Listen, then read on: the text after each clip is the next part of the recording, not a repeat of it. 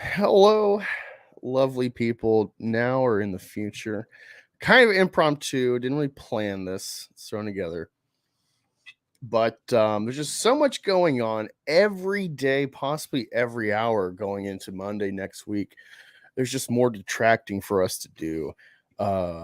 We have an uphill battle to shave off dollars off of Eric's campaign, like we metaphorically shave his arms. Um, and Yeah, I was listening to EVS, like I was telling Chris, and heard him mention via Jessica James. I'll be dropping a link to that chat later if those fellow detractors want to join in late night fun. But yeah, I felt Chris goes unrecognized a lot for his groundwork, his concise coverage in analytics, and I wanted to pick his brain and go over some stuff. And yeah, so Chris, one thing I was interested in because I'm aware you did a stream with Tony months ago when you kind of popped on the scene Mhm. in the detractor sphere. Um, didn't get to listen to it, and we've had so much happen since. So I don't really know your story, how you got into this. I know you're like, yeah, I live near Eric. I know him, kind of.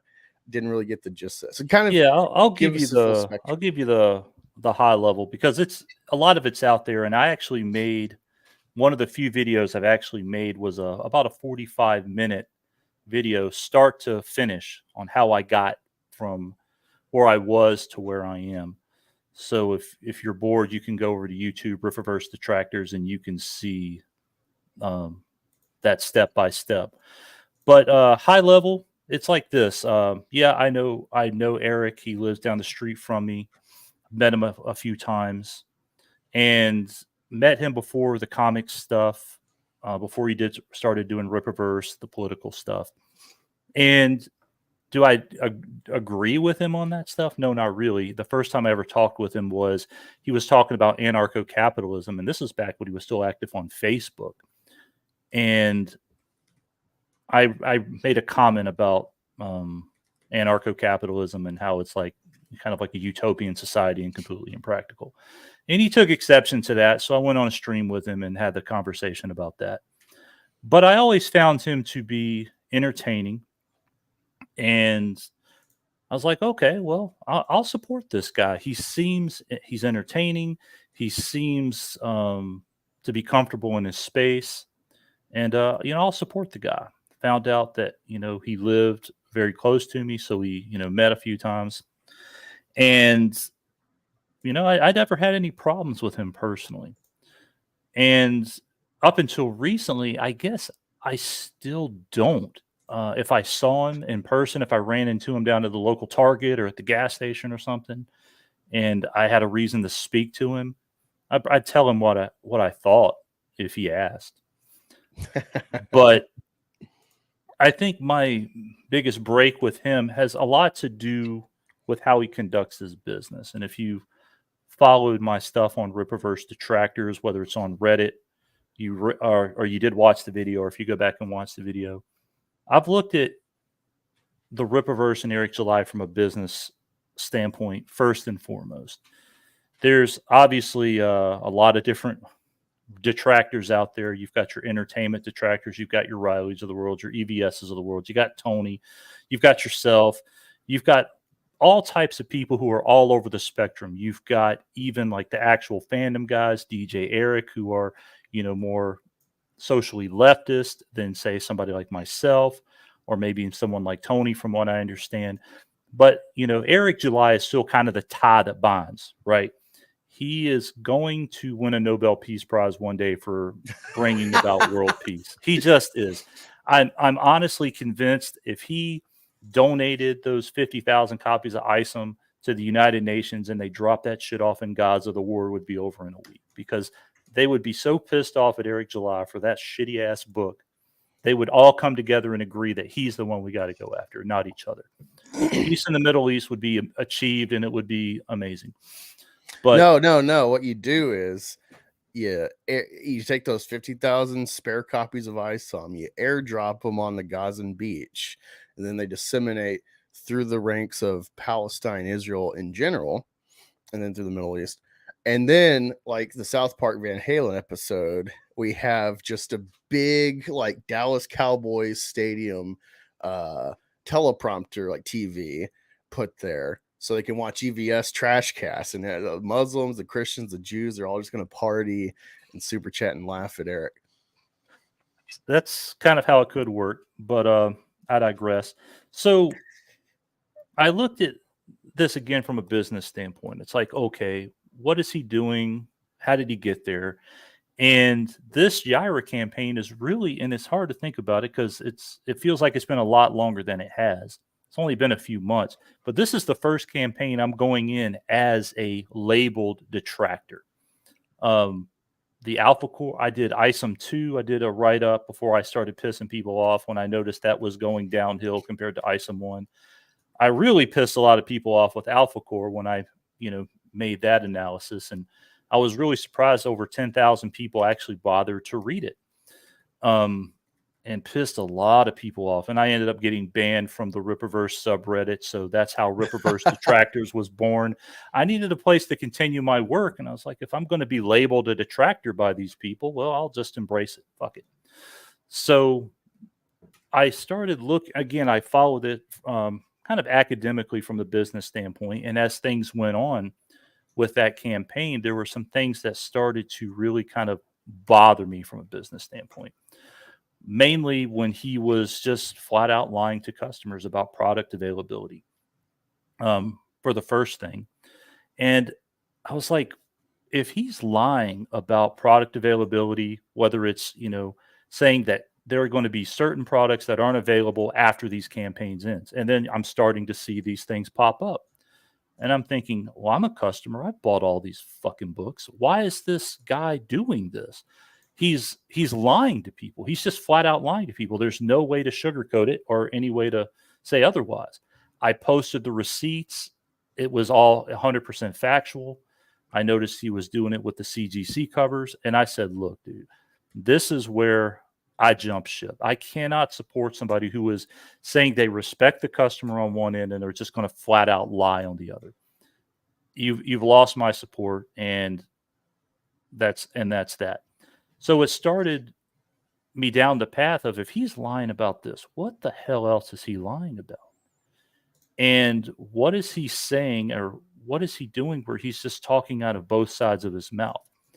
So that's really kind of how I got to where I am now with the detracting. You can go to Rippaverse Detractors on Reddit and you can read it all for yourself.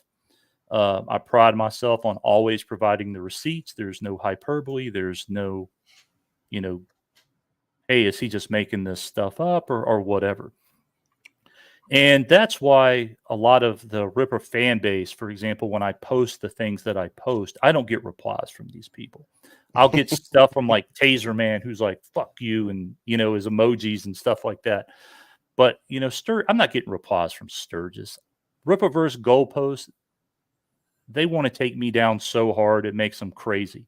I've got screenshots of them saying, like, I'm just looking for something to go against your narrative or whatever. I'm like, good luck, because all of my detracting is just Eric July quotes, videos, and retweets, basically.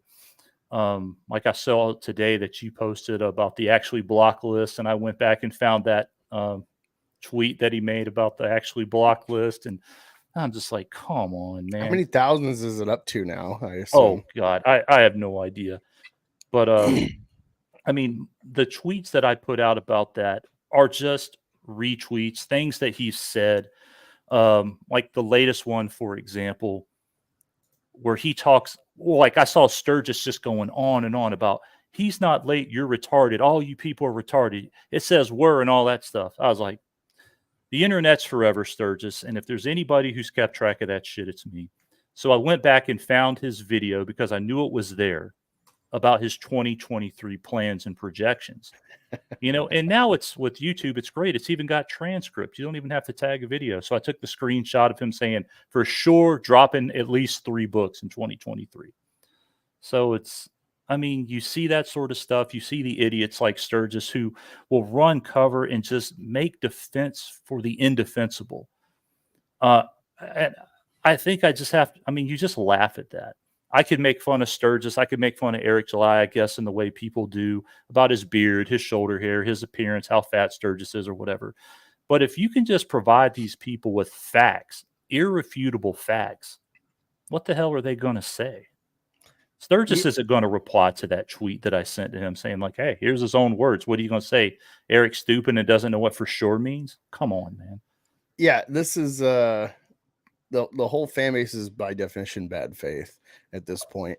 If they're engaged on Twitter, if they're following this stuff, I talked with Ricky. I'm like, I'm frustrated by Sturgis because it's like I don't know if he's like secretly brilliant by being purposely obtuse to like if he's like mind hacking Twitter and YouTube by saying retarded stuff like, oh, Katie's supposedly a mother, and be like, oh, allegedly. Like, for one, I was just kind of trying to like truce in a reply with him and Tyler, the Super Sister Plumber creator. And he's saying something like, oh, why should I back you? Or, will I get it in time or whatever? And I'm like, hey, you're a riptard. I'm a detractor, but like I backed his book and like it's here. And he's like, doubt it. I'm like, took a picture of myself with it next to my face. And he's like, doubt it. And it's like, I think a lot of people replied to him because he does shit like that. And I don't know if he's actually so retarded or if he's maybe accidentally brilliant by doing this and then getting people triggered to be like, fuck you, here's the proof, and building and hacking engagement that way. I don't know. No, I mean, really quick before you address sure. Let me say hi to Tevin. So he says, Yaira countdown begins. Eric has created his own version of Legion of Doom with channels like Geek Getaway and others. And Yolanda says, once upon a time, I actually liked Eric until I realized he lies like a rug. He will deserve all the karma that's coming his way. Regarding Sturgis, maybe he's a paid shill. I don't know, because he's paying Eric. He's been a member for like 3 years. That was in a clip recently. It's like, oh, he's been a member for 33 months. Sturgis is Eric's biggest fan. There's a problem. There's something else I have with Sturgis that slipped my mind. It'll come to me. But yeah, continue. But yeah, so I mean, I look at stuff like that, and again, whether it's Sturgis, Hail the Lord, that guy Bruce, or Rippaverse Goalpost, the usual suspects. I mean, when they make it so easy and they just tee that stuff up, I mean, me personally, I just can't help myself because again, I'm not going to go after them for their personal appearance. I'm not going to go for low hanging fruit. I'm just going to like, hey, here are the facts. And with somebody like Eric July, I think that's maybe the most fulfilling part. You don't have to dig that deep to get anything you need about that guy. If he says something, chances are he said something different in the past. Whether it's, again, about the books, the release dates in 2023. The publishing. Publishing. He said that shit on Luke Stone. I'm not publishing people's shit.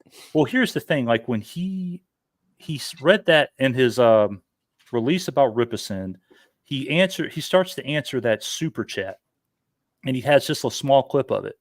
Well, of course, I found the entire segment. It's about 1 minute and 30 seconds where he goes into detail about asking that.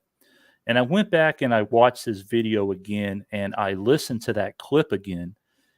And it says, Eric, I've asked this a number of times. Have you changed your mind about this? And I didn't catch that the first time, even though it was right there and it was really obvious. You've thought about this.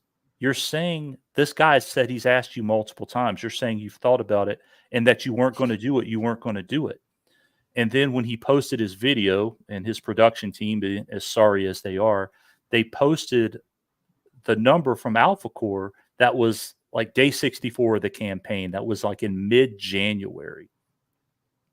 And I'm thinking, so this video was already produced well in advance because you're using old numbers and old data.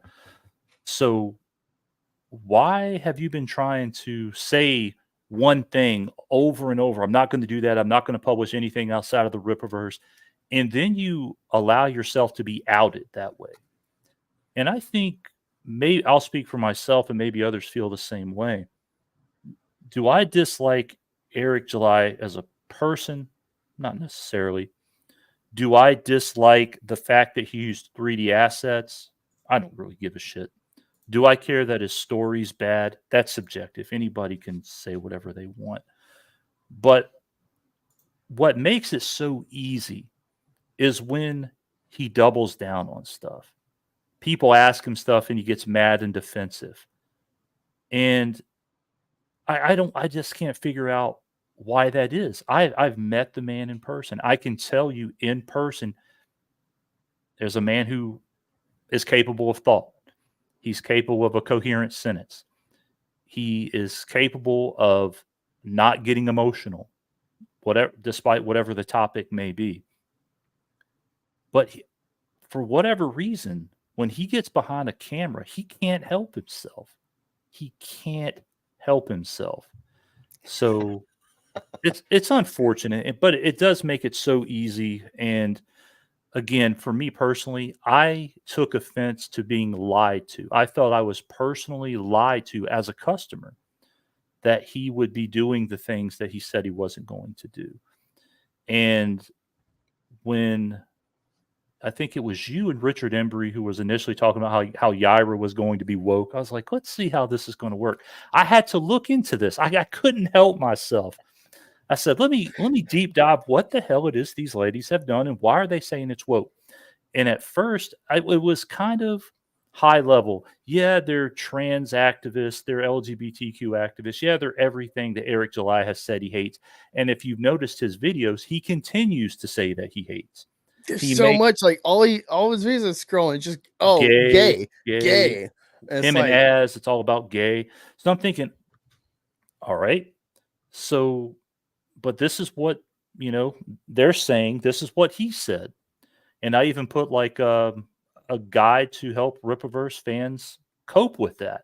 To say, hey guys, this is what he's going to do. He's not going to apologize for it. We all know Eric July is not going to do that. So here's how you can assimilate and become more like Eric July.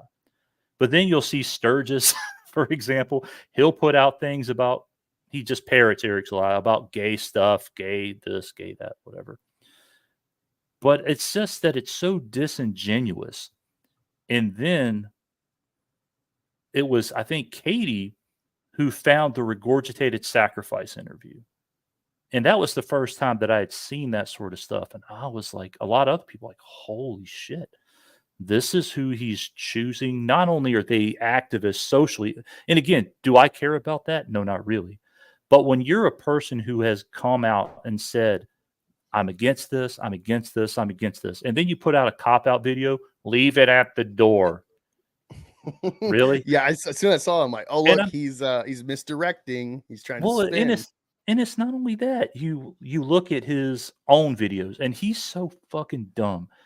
Eric, you are the CEO and the owner of your company. Nothing you do personally is leaving it at the door. If you make a video, that's work product. If you have an association, that's work product. He doesn't get that. So when he says, just leave it at the door, it doesn't matter, he's so fucking dense that he can't see how that works. So I look at that as incredibly disingenuous. And yeah, the Soskas and the rape van posting. And when you've got Eric who says in a statement, a set van, instead of calling it what it was in the tweet, you're just think, I just think weren't those pictures of strangers, like maybe they were filming it, they were just out and they just happened to see twin boys. I don't know. It's but like, I get the context, but Eric is one of these people that when he couldn't dissuade people from picking up on biggest problem and Vito and Dick, then he shares those old tweets of Vito sharing pedo jokes, and they hammer, and he's like, I didn't know these were real, and he's like trying to kneecap Vito when he can't beat him in the actual arguments. And then these people with this, it's like, it's they're making a horror creep show, whatever, fine. It all has context, I'll give them that, but hold them to the same standard. You want to be outraged because Vito made distasteful jokes? These same people that him and his consensus, like, oh, Chappelle made jokes about trans, and he made a Macaulay Culkin pedo joke. It's like a long form pedo joke about Michael Jackson and stuff. They're totally they're totally cool with that. Comedians can be comedians and joke, but then they pick and choose. They're hypocrites. Yeah, something like you've got the things like that, and when he just doubles down and doubles down. You're like, Eric, here's the evidence. Eric, I know, doesn't have kids. I have 2 kids, and there is no world that I live in where I'm going to find any of that acceptable. Period. It's non-negotiable. It's a non-starter. And if somebody says it's a joke, I'm like, okay, you look at your kids and then look at that tweet and tell me that's okay in any situation, in any world whatsoever. It's just fucking sick. And Eric, in this video, put out a challenge. Look at what they've done since they wrote Black Widow, No Restraints. And I took that as a personal challenge. So I went out and found all kinds of other stupid, boneheaded shit that those ladies had done, to some nasty fucking shit that's taken place since then. And as far as religion or a person's, relationship with God or whatever, I'm not going to tell anybody, what they believe, what's in their heart, or however you want to put it. But you see the tweet that they put out today, days before this Yaira campaign about the Lord and God, and they've always been in Catholic school. They were like altar girls or something like that. And I'm thinking, why would you do that? People like me exist to where I'm going to fucking dig it up.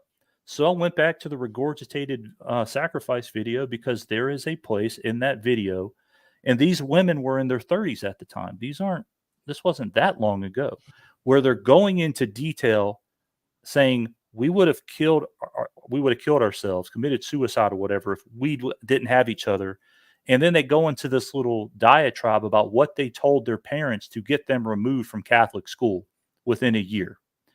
So I'm thinking, these women at that time are 30-something-year-old women telling this person what they did to get out of Catholic school, and that they would have killed themselves if they weren't able to. And I'm thinking to myself, so they're talking about themselves as kids, but this was in their 30s. How right? old are So they they're in now? their 30s. So I'm thinking, if this was how you were, quote, born and raised, why are you putting this stuff in a video in your 30s? One of two things is true in that situation. You're lying to yourself, or you're lying to that person. Either way, you're a complete poser and you have no credibility. And then on Valentine's Day, they put out that they put it out on Facebook. They didn't put it out on Twitter. And why they think some people don't have 2 forms of social media, I don't know, because they don't always post the same thing on both. And again, I still don't know how the hell I'm not blocked, but I'm not. And it says, like in the Valentine's Day, they've got their little quote about their hearts, and then they've got their little stick pentagram. They've got their little devil cards. They've got their little black candles. Yeah, it's an image from something else. But I'm thinking to myself, as a Christian person, there's no way I would use that as a joke in any form or fashion, or any type of bit or anything like that. I just wouldn't do it. And I'm thinking, do they not see it that way? Maybe, maybe not. But I think when you look at something like that, there's just a mountain of evidence that points to these people being completely insincere to try to gain favor with an audience or anything else. And when you look at like the rape van tweet, which was removed after it was exposed, the regurgitated sacrifice interview, the only place that video lives is on Rippaverse Detractors, and where Katie is going through that on stream with her panel. That video is no longer available. So you look at stuff like that and you're thinking, why are you ashamed of that now? Where is the problem with that? And I'm of the mind that if someone tells you who they are, believe them.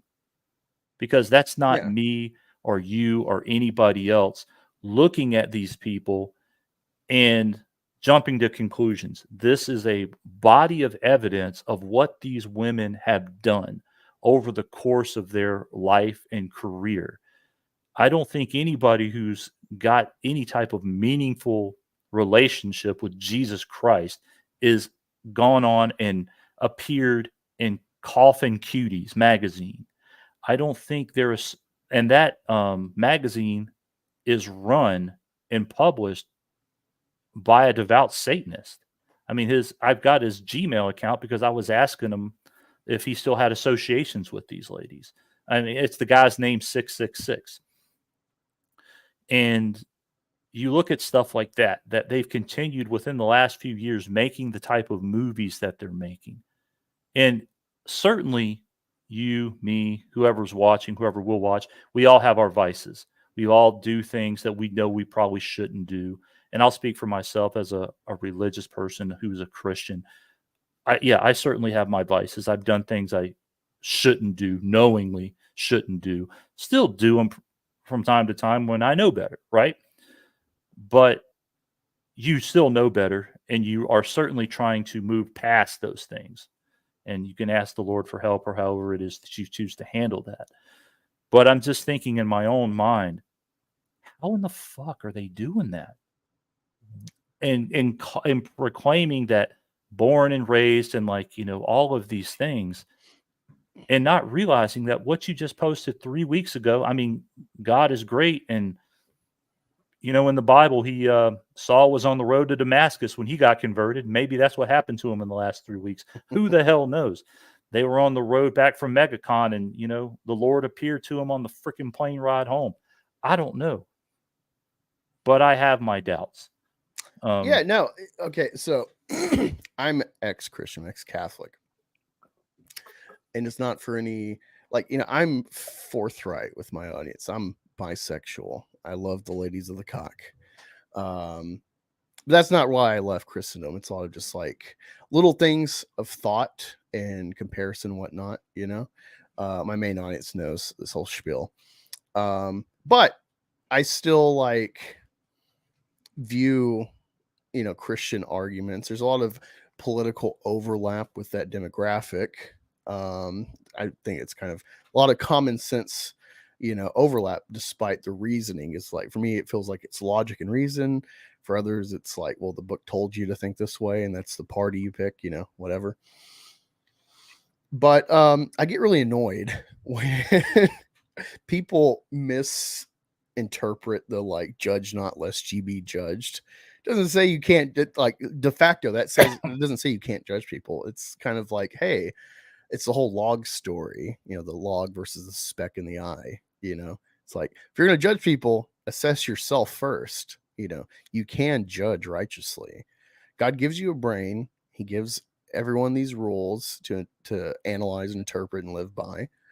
And if you're doing right, thought, word, and deed, or on the path trying to, and you're self-aware of your shortcomings, it's no sin in you judging other people for obvious infractions, especially if you're proclaiming to walk a path. It's I think it's very obvious to judge preachers, ministers, whatever, especially women ministers in this modern day that will have OnlyFans.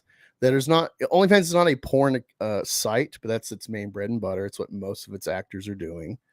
And so you have ministers that have OnlyFans, mostly women, and they think they have a clean conscience, and they'll make some silly argument to obviously dodge around the morality implicit throughout the Bible about sexuality.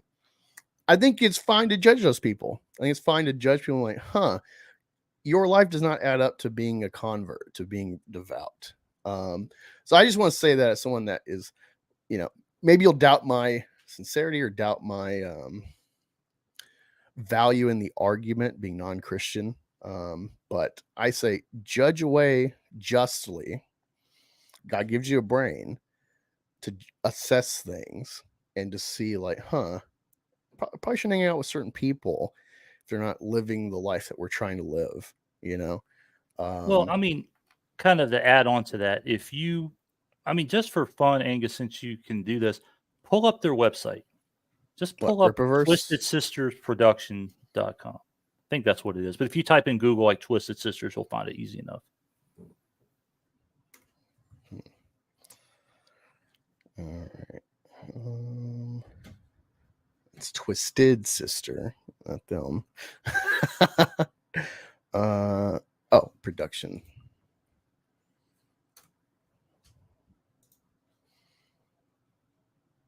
And just share a screen. Let me see. Tim says, nice, checking it right now. Also found ISO on the website, 100 pages. Sheesh. Yeah, I sent that to you. Wow, you can read it. Alpha Core's on there too, on that free site. I own them, but I like having that site available to screenshot specific things if I'm away from home. Let me share this website. Is this it?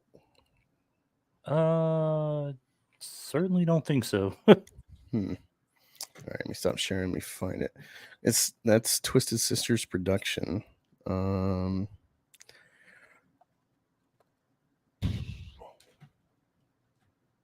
me see. Let me go through the Twitter.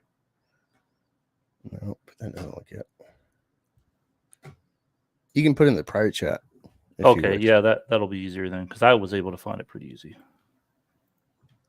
Having standards, not judging. Well, I think you're judging off of standards. That's I think people really. I think unfortunately, Christian people read that and they like, or people invoke it to try to dissuade you from honestly, appropriately judging them, and they use it as a shield. So don't fall for it. Whatever the context, don't fall for that. Especially if you have self-assessed and you are not. It's like, well, I'm not a murderer, so I can judge murderers in prison. That's, that's my line of thinking. I think a priest, an imam, a rabbi, I think they'd all kind of agree more or less with the sentiment I'm saying. All right. Okay, so the reason for this exercise is this.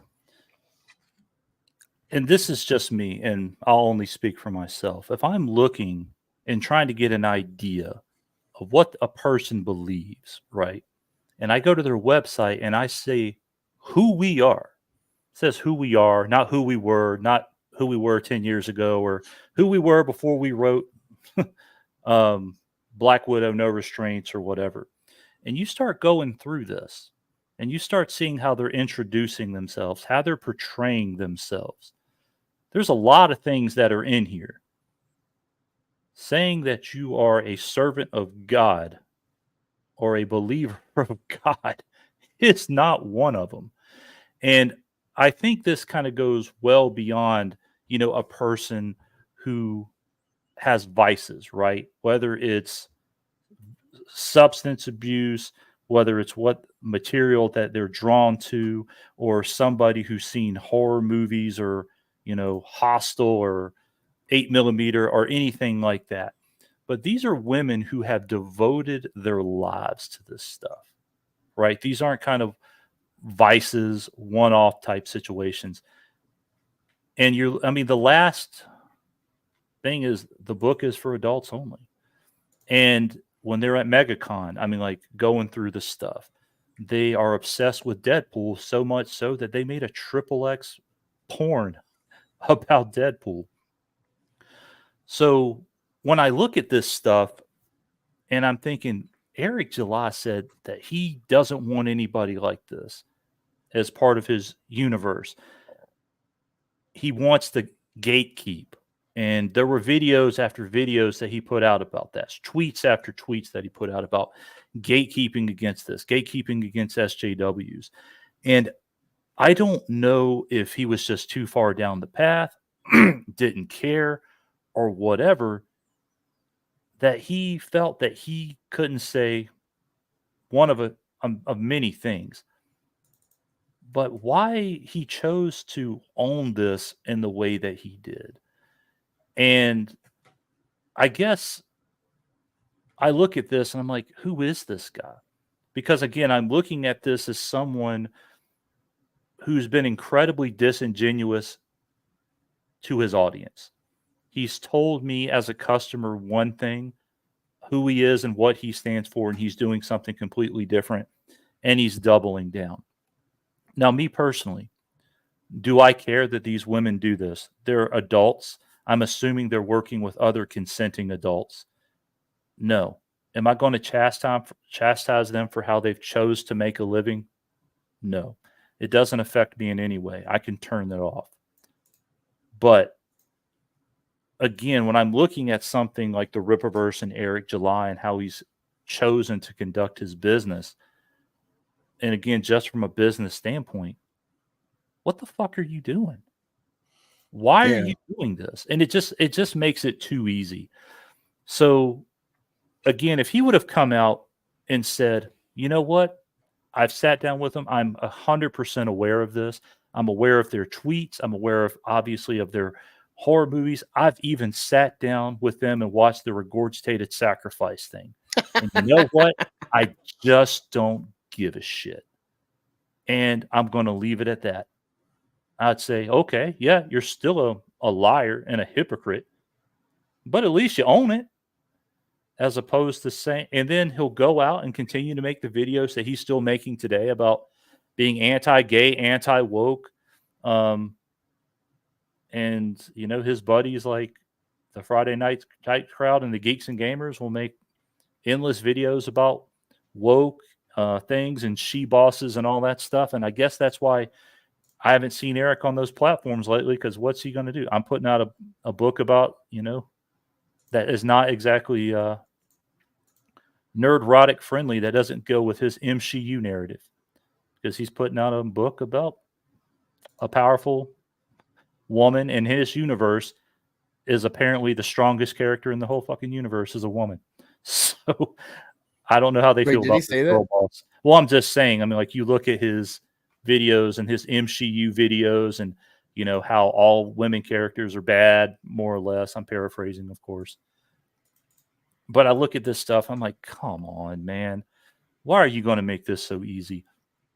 But but also, as a person who does take this type of I stuff thought you were going to say a seriously, person of color. that's a person of, well, I am a person of color, just not a darker color.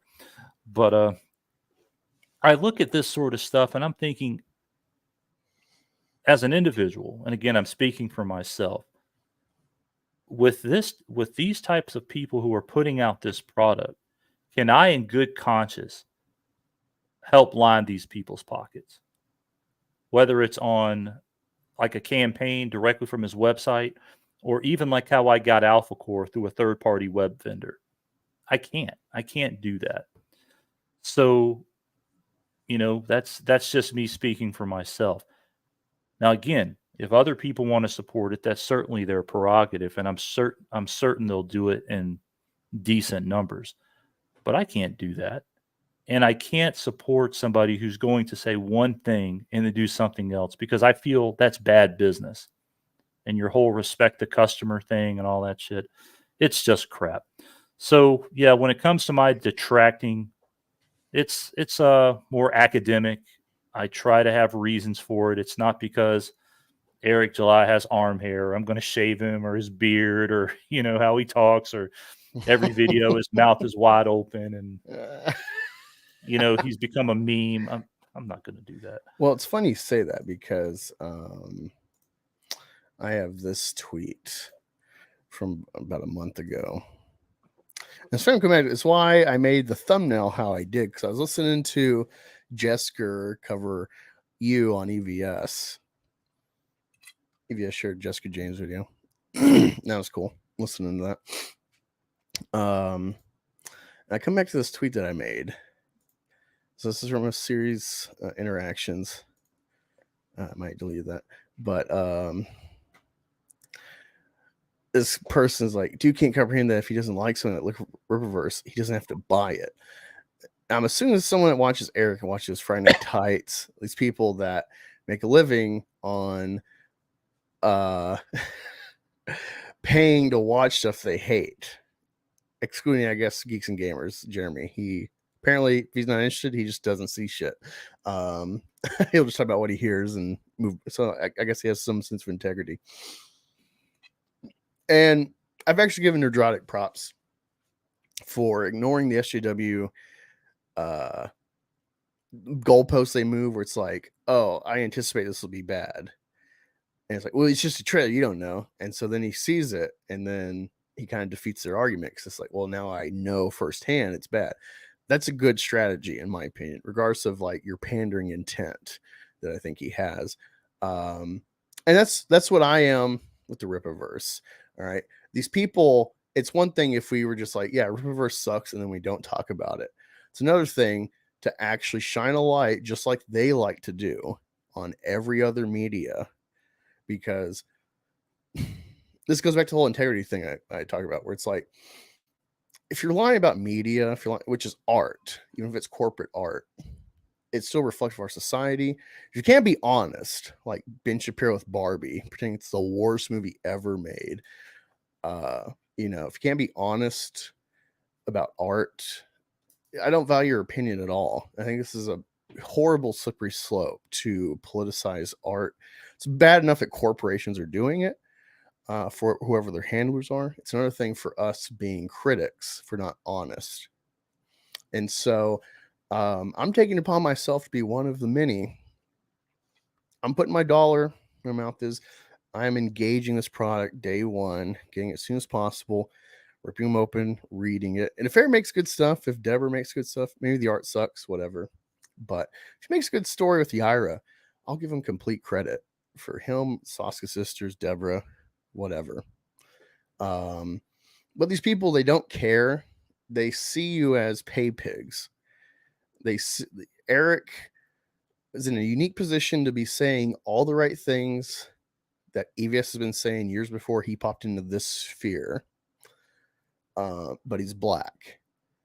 That is the one, in my opinion.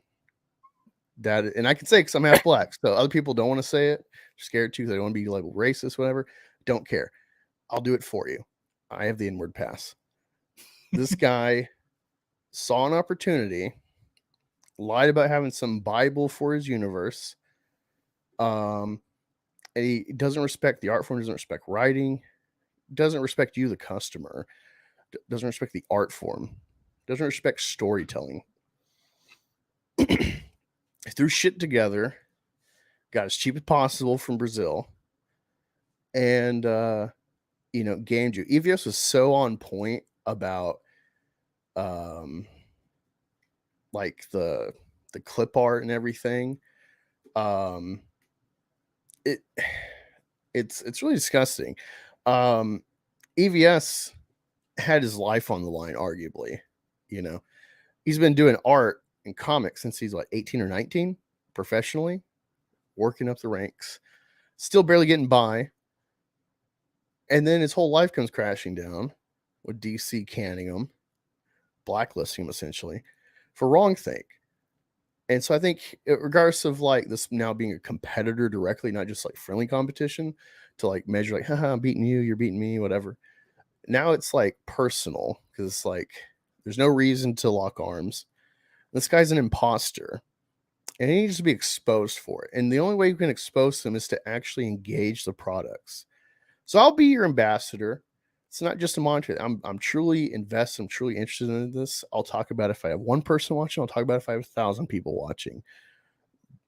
This and his weirdo fans, this whole sphere that Eric's built, it's been a big con job.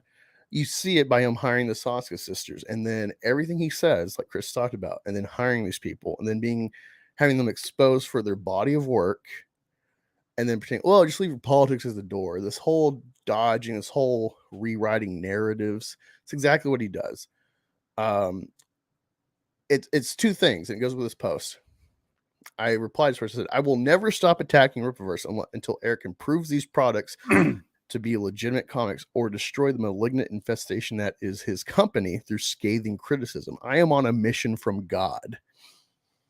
This is why the thumbnail is why it is. I'm here to either fucking scathe Eric into real artistry or to destroy his company for being an imposter. I'll say this, and I'll speak as a complete normie because that's what I am in the space. I don't closely follow it, and I have very little interest itself in the product. Okay. But I've had some experiments here lately. When I was in Chicago this past week, I did my man on a street. I went to 4 different comic shops in Chicago. And this time, unlike when I was in Vegas, which was kind of impromptu, I took the copy of ISOM 1 with me and I showed it to people who worked and ran comic shops. And I was really surprised by the response because I try to do this as non-biased. I don't ask leading questions. It's like, hey, what do you think about it? No one said, this art sucks. Or, yeah, I can clearly see 3D assets. I didn't, and this is first glance. Granted, they weren't deep diving it. They didn't have an afternoon with the book. But at first glance, no one gave a shit at all. Yeah. When it came to the add what you're story, saying, when they had just a few moments to read it, no one gave a shit.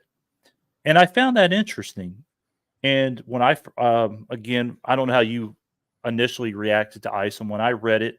I didn't, when I'm reading these comic books, I don't really pay a whole lot of attention to the art. I'm looking at the story, and ISOM and ISOM 2 were kind of boring. Alpha Core was worse. And again, this is just a casual read, a casual person looking at this as a story like, a kid would read, like, I don't know, Berenstain Bears or some shit. But I wasn't blown away by it. I was like, okay, I read it. I got it. I get the overall gist. Am I going to remember it and be able to quote it like I can Highlander 1? Absolutely not. It was okay. It wasn't great. Toss it off to the side. I'm never going to pick it up again. Glad I helped support this guy. But I don't know. I was really shocked by that no one really gave a shit. So when I see people like EVS or others who are breaking this down, I find it fascinating. And just like, obviously, do I have a problem myself, personally speaking for myself, with the 3D asset usage? I don't give a shit. But again, Eric doesn't have a command enough of the room to be able to read it to say, okay, I've got EVS in this corner ripping it apart. I've got comic veterans, artists ripping it apart. But you know what?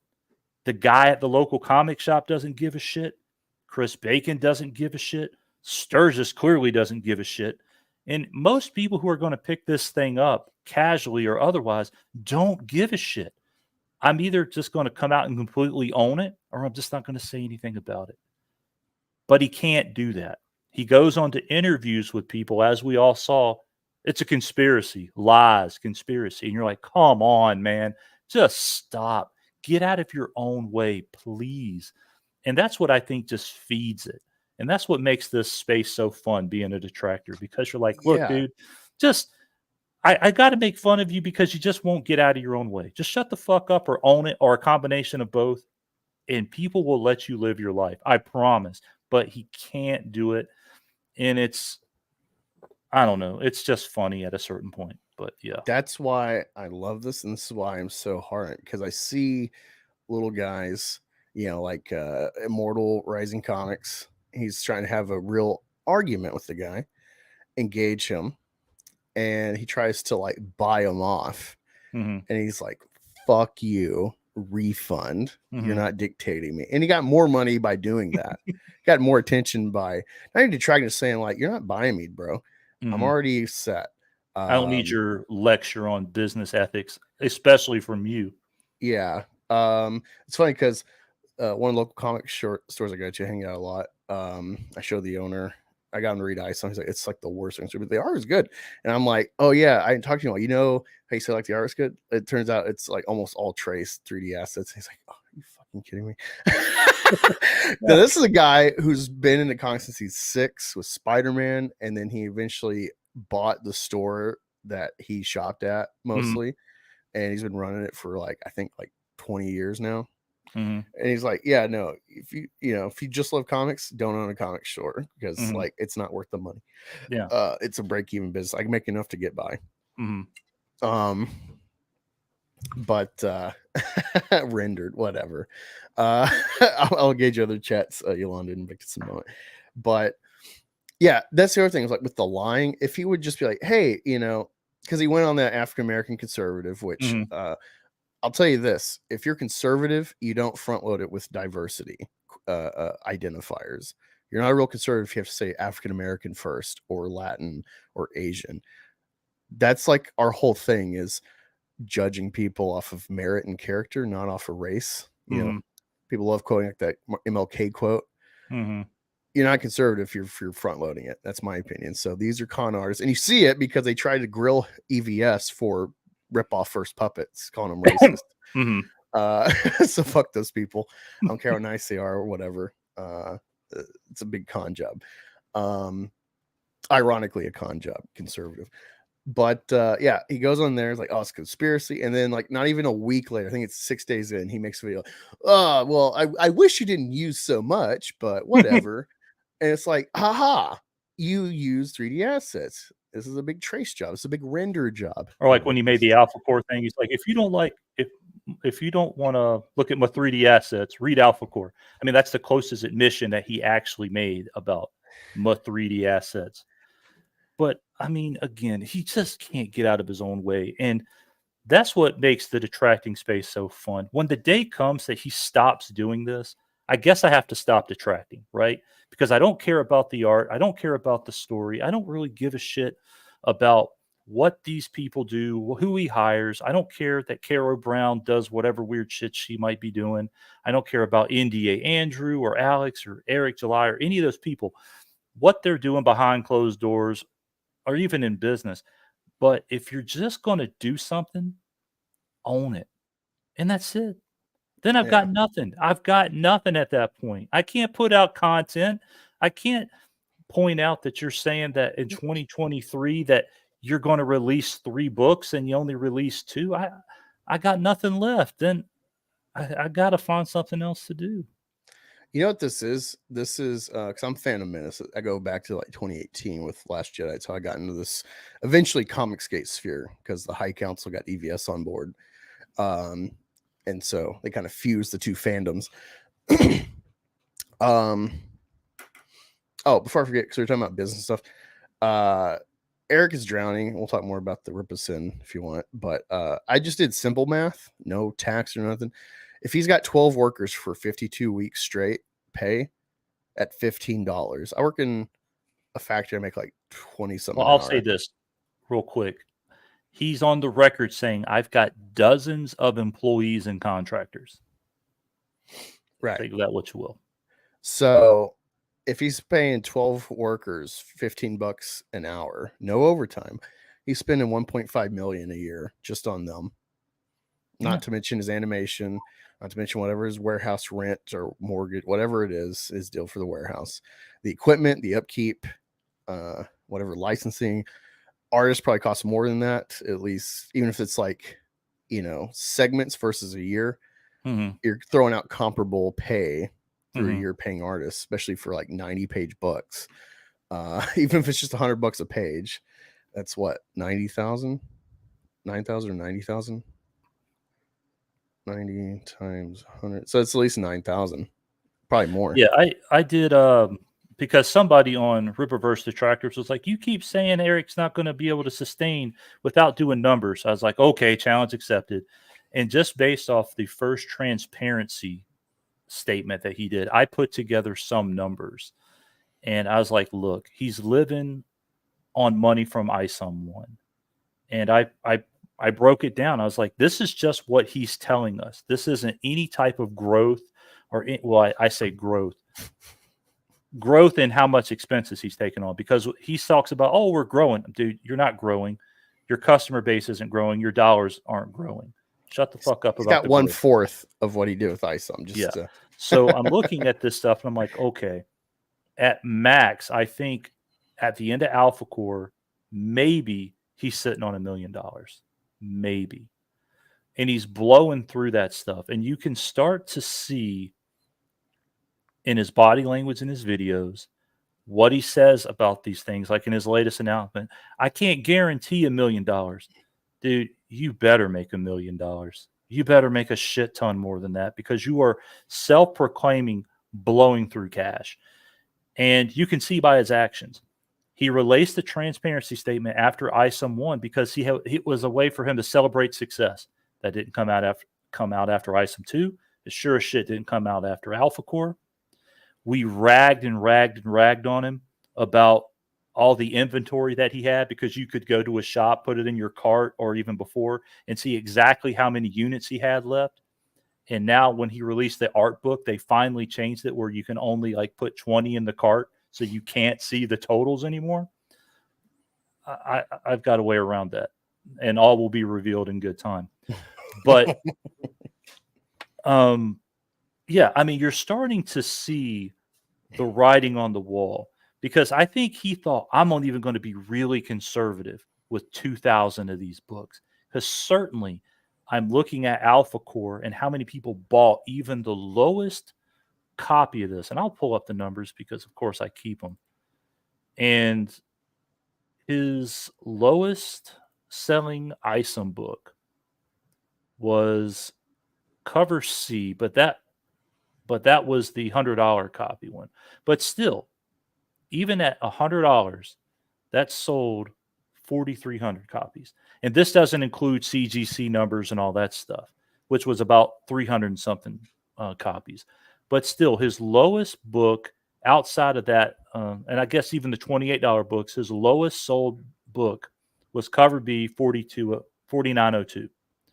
So he's got to be looking at that thinking, I can at least get half. He sold a total of 22,331 copies. He's like, certainly I can sell 10% of that figure for these fucking art books and make an easy $60K. He hasn't sold out of those fucking books. And just like I thought about snagging some. I'm like, do people really want Alpha Core art book? And just like his campaign, they're so front heavy. And my spreadsheet will come out, but I'm going to wait until the end of day 6 to do it. And there's a very specific reason for that. The Alpha Core really kind of fucked up the numbers because he didn't hit the 50% mark for Alpha Core until much later because of how poorly it performed compared to the other ones. But day 6, no matter what the total was for ISOM 1, 2, or Alpha Core, the ISOM 1 campaign by the end of day 6 was at 68% of total sales. ISOM 2 was at 68% of total sales, and Alpha Core was at 70% of total sales. So almost down to within a 4-figure range. By the end of day 6, we're going to know exactly how Yaira is going to turn out.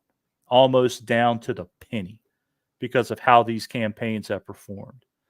Do you think he's going to pull like a New York Times bestseller where he has someone buy his shit to boost his numbers?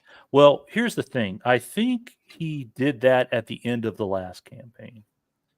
And I'll tell you why. Whenever he got close to 1.3 and the clock was striking midnight, and it wasn't over 1.3. And then he posted a little bit later at 12:30. I mean, I'm such a fucking nerd. I'm almost ashamed of myself for knowing this shit. Okay. It's investigative journalism. So, because I've got 2 versions of this fucking spreadsheet, before and after. So at 11:45 on 1/20, the last day of the campaign, he was at $1,294,110. Okay. 15 minutes before midnight. By 12:38, he was at $1,300,694. But what happened between time is the campaign went up to $1,302,000. And within a span of a few minutes and a couple of refreshes, he had refunded over $2,000 worth of product, because I think internally they're like, okay, we hit the number. Hey, whoever, we can refund you this money and get to the 1.3 million and call that a milestone. So there was absolutely some shady shit going on at the end of that campaign. World Class Bullshitters did that with their Woke Busters. They were like down the wire. They like crossed over by a couple thousand, and then like afterward it dropped back down. Yeah. And on day 70 of the campaign, and again, I'm such a fucking nerd, he made the post where he said, I've gone through the warehouse and I found these leftover CGC signature books. How do you? Magically appeared out of fucking nowhere. And I'm thinking, you're either an idiot because you lost these in your inventory, or you need to pump this up. So here were the day sales leading up to this. The day before, 23 sales, 1327. The day before that, 27. Well, let me just give you averages because that's easier. Okay, so for the 10 days before that, the average customer count was 26 purchases. The average daily intake was $1,786.70. After he magically found these fucking signature series books, the next day he got 81 buyers and made almost $27,000. And for the last 4 days of the campaign, he averaged $6,200 because he found these fucking books. So I'm thinking he was trying so hard to manufacture, I think, a certain number that he couldn't help himself. And it's when I see stuff like that, I'm like, okay, I follow trends. You look at things from a business standpoint as far as trends. What are things trending? You're not looking for one-offs. And when you're seeing breaks in the trends that get your attention. It's kind of like the election in Wisconsin. Well, I mean, anywhere. So you look at things like he had a big surge on the day that he finally hit 1 million, right? They made that a big deal. $1 million in the campaign. There was a big surge for that. And I look at this again from a business standpoint, and I've got the dates and everything because, again, I'm a huge fucking nerd, on when he went on the Tim Pool podcast and Pop Culture Crisis. He went on those on the same day. And that didn't move the needle at all. His averages in the day of for the next 10 days was $4,215. And I remember looking at the total view count for both of those streams, the live and then the first 48 hours afterwards. He got in front of an audience of close to 500,000 people. And out of 500,000 people in the next 10 days, only 548 people bought. So you're thinking you've got on with one of the biggest YouTubers, especially like in the conservative space, who I guess you could say is maybe like a Gen Zer. He has Gen Z appeal because he puts out those stupid fucking music things that are auto-tuned, all the shit and stuff. But you look at those things and you're like, yeah, man, you know you're not moving the needle. Whoever you've got the fanboys at Geeks and Gamers, Friday Night Tights, Nerdrotic, and between all of them, they've probably got close to 1 million unique subscribers. I'm sure there's plenty of overlap, but they've got hundreds of thousands of unique subscribers. He's got 500,000. I think his active subscriber count, the people who, still engage with him and haven't forgot their sub to begin with, is probably a tenth of that. So he's only getting like 5% viewership of his sub yeah, count. he's not getting that engagement. And you look at somebody, to his credit, like Nerdrotic, for example, or even Critical Drinker. I was just looking at some of their videos, and I'm like, God damn! Every video they put out, they're pushing 1 million views. They get such a large engagement, at least compared to their subscriber count. It's very impressive. But Eric can't do that, and he's not converting people who you would think would be his target audience. And for all the people that he gets mad at, he should be getting mad at these motherfuckers for not buying his shit, because he's got single-digit engagement from these people as far as them coming over and buying his books. I'm sure they'll stroke him off or whatever and tell him how great his product is and won't say anything bad about it. But most of that audience doesn't give a fuck. They're not going to pay for his book. They're not supporting his product. They'll wave at him or whatever, but that's it. And that has got to be incredibly concerning. He went to MegaCon. That's not moving the fucking needle. His No. social media presence isn't growing. You look at um, the Soska Sisters, for example. These are the people who are the most anticipated. They were on Caro Brown's stream 2 days ago. No one's watching that shit. They're on Drink with Crazy. They're on, yeah, they were on with him. No one's watching that shit. I don't even think the Drink with Crazy stream, as long as that thing fucking was, has even up to 1,000 people who are looking at it. And I think Eric is 800 views. Yeah. So Eric has got to be concerned that with all the stuff that's coming out about himself, he's making himself like a parody, a fucking meme, that he's losing people, and he's losing them in droves. And he's got to be looking at this and saying, holy fuck. But he can't bring himself to sit down in front of a camera and just air it out and say, what do I have to lose by just offering a real heartfelt reflection? Not even an apology, a reflection where he sits down in front of a camera and says, guys, this is where I started. This is what I wanted to do. This is how it got there. I let it spiral out of control. It should have never happened. Don't have to say I'm sorry, but it shouldn't have happened. And he talks about moving differently. And if he did that, I could get back on board with that. I could, I'd knock on his door and be like, you know what, man, I really appreciated that. That, out of all the things you've done, that took real balls. That took real fortitude to say, I'm going to maybe take shit from people who are detractors, who are just going to make fun of that to the nth degree. Because, like Ethan or Dick Masterson would just run wild with that shit, right? It would be a blowout. Oh, it'd be such a great stream. But, somebody like me, I would go knock on the door. I'd be like, Eric, Rippaverse Detractors is no more. You'll at least get that from me. I will go to bat for you on any stream that'll let me on. I'll make a video and I'll say, I can get behind this. And I think the normies would respond to that. The people who are the ones driving his figures. But at the end of the day, you've got a silent majority of the people, because you can only find Eric July through the internet. You're not going down to the local comic shop and finding his shit, right?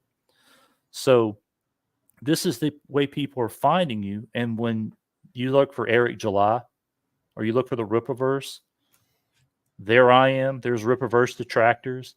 There's all these videos on YouTube about people talking shit about him. And it's got people probably pretty flustered. It's like, I don't know if I can support this. So I don't know. Yeah, But his Rippaverse.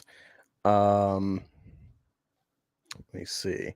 On the Rippaverse account on YouTube, he's got 5,000 views for Yaira announcement. Oh, the Nerdway did a video. I'll have to sub to. I didn't know he had a channel. Subbing to Nerdway. Nice. I'll check that out. I'm trying to see Eric's channel. Let me see. Videos. So he's got Yaira announcement on his own channel. Less subs than the Rippaverse account. 3.8 thousand. Something about the Crow at 14. Everybody is Gay, 21,000. Sweet Baby Inc. 38. Was this made out of spite? Looks like it's something about gay or something, or the Beatles. Can't tell. 7,000, and then 4.5 on his newest video. Less story, more gay. But let me catch up with the chat. Don't you feel ignored? And promote a little bit my campaign. So Yolanda says, I will say it too. Eric is taking advantage of his race. He's such a con artist, and I have no respect for this dog. Yeah, again, I think people like to ignore it. They love throwing up the black shield, saying, "Oh, this is just racist. You just said about a black man, black businessman." They love front loading it. Oh, if you're looking for something interesting about that, go look at Super Sly and Heavily Flawed Individual on YouTube. I was Okay, on send me with it. those links. I was on one of their streams and had a good conversation with Super Sly because they're open like Eric July's a token. He's just being used. He's a token. But they're great. I mean, they're a couple of black guys, so they have no problem saying it. Yeah. Oh, and if you don't notice, this is my detractor hat. I looked up the ISOM hat on eBay. There's only one listing for like $600. It was like CGC shit and the ISOM hat. And then I found this ISOM Bros Angus. What a perfect hat for Black Angus detracting. The ISOM Bros. We're gonna wrangle up some ISOMs. So I am clearly invested for you people. Invictus says no one knows why they dislike stuff at first glance. Many times you got to sleep on it to know what's wrong. Yeah, Last Jedi is a perfect example of like, I'm not an OT guy. I'm a prequel guy. And so I don't have the Luke Skywalker investment. He's not my hero. If anything, I kind of loathe him because I like the dark side. I wanted him to become a Sith with Vader. So it's a disappointing ending in Star Wars for me. And even I was like, what? There's just something didn't feel right with that. And then I watched like Entertainment Canada. That guy was very honest. Like, I think a lot of you are gonna like hate this movie. It's you're gonna have to rewatch it. I gotta rewatch it, but like I just something's right about this. And then it just spilled on from there to just the average critics on YouTube. It's not Traces rendered. Yeah, we judged by that. What's up, Tina Bodgen? I'm glad to see in the chat. We'll have to link up aside from that haunted vagina book review we got to do. Have you heard of this? No. There's this weird guy. He does all these weird books. Let me look it up so I can tell you. Haunted vagina. So it's Carlton Mellick III. He does a bunch of weird books. Let me find some of the other titles for you. They're fairly short. They read very strange. Each chapter is maybe a page or two. It's very strange writing style. I like it though. It's weird. It's like he's got like this like super fit Asian girlfriend in the book, and then he's like typical like Portland incel looking guy, but he lands this chick somehow, and then it turns out her vagina's haunted and she's known about it but thought whatever, but then like a skeleton bursts from her and so then she's like making him go investigate inside, and then it's like a whole like universe in her vagina. Oh, I'm halfway through it. It's not bad. It's interesting. I appreciate like inner space in a vagina. Yeah, I don't know. It feels like it's not this, but it feels like in the scope of like Tim Burton or something, which I'm not a Burton like shill, but I do appreciate him to a degree, especially like Edward Scissorhands. But yeah, Tim saying preach it. He said he's spending $100K a month on salaries a year ago, and he seems to be adding people, so it might be $2 million a year now or whatever. How does Eric make money from YouTube? Asked Tim. Views, super chats, memberships, and merch. Yeah, I think that's the majority. I think he's living off of his YouTube and maybe Blaze money. Although I don't know how often he's even on the Blaze. I don't think has he been on the Blaze since that Israel spiel that he did, comparing himself to Israel. Oh, I don't know. I don't follow his Blaze appearances. It was just random. I think I saw him tweet it or something, and it was like a pre-recorded live stream premiere. And so I tweeted at Dick, and so we got all these bunnies in the chat. And then someone noticed that clip of him saying he's Israel. I'm like, oh my god, this idiot. Talk more about the money. Alpha Core sounds like a workout program or supplement brand. That'd actually be funny. Like Eric should be smart and diversify Alpha Core and make it like a fitness thing. He loves attacking fat people, even though that's majority of his fan base is fat nerds, fat white nerds that like getting yelled at, I guess. Tevin had to go. Thank you for joining, Tevin. Appreciate it. Is his sub count being affected? Slightly. He's dipped about 3,000 subs since this whole stuff started about a year ago, but he's only getting like less than half less than a tenth of his viewership. He's getting like 5% viewership or less, as I just went over his view counts of recent videos. Even his biggest one, 38,000, that's like 8% of his viewership.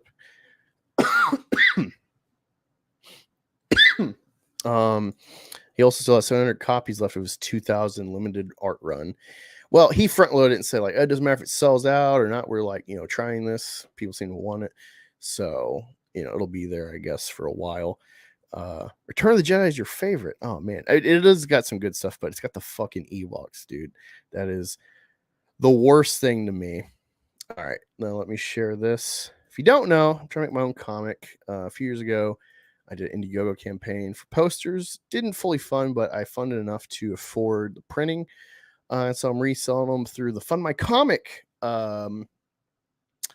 platform, because they got an open store system. And so you can get one of 4 posters. Of course, the main one people notice is the Red Knight poster by Izuna Souza. So my spiel is: Meth Gator is a character inspired by the outlandish true news story of Tennessee police warning the public to not flush their meth or they'll make meth gators. From that, I've created a story that I desperately want to get in readers' hands, but I won't lie, I need help to make it happen. Art isn't cheap, and I don't want to give empty promises. So I've had these promotional posters made by various artists to get readers excited and to show potential backers that fulfillment is not a problem when supporting me. These posters are already made and ready to ship on demand. Get one or all 4 at a discount, with signing as an additional option. And the story is Meth Gator is Breaking Bad meets TMNT, a wacky premise with way more effort and character introspection than that title would ever have you expect. One cool Georgia night, tweakers looking for a quick score come upon a nest of hatchlings, only to upset the watchful mother, and in the ensuing chaos, Meth Gator is born. Taken in by a surrogate father, Curtis the Coon, Meth Gator is raised on the outskirts of society. Somehow, they make do and avoid trouble, but until one night, Meth Gator crosses past some shady Atlanta visitors that can't move past perceived slights or respect being not given, disrespect, if you will, for you ISOM fans. With the town already ambivalent and the authority of Whitmore, Georgia, looking to be rid of Meth Gator and Curtis, pulled from the shadows and forced to make decisions at every turn, Meth Gator will have to face his past and finally forge a path beyond the swamp. So, this is the best way to support me, because any money I make, memberships, whatever, goes towards making Meth Gator or improving the channel, or like once in a while I'll do random comic giveaways of interesting cover stuff or interesting stories I find at the comic store. It might become like Kickstarters. If I get more backing, I'll invest in more Kickstarters, extra, a second perk for myself to then give away if you're a member. So I very much appreciate if you support me. Because I'm trying to be a creator in this space that I think Eric is an infestation of.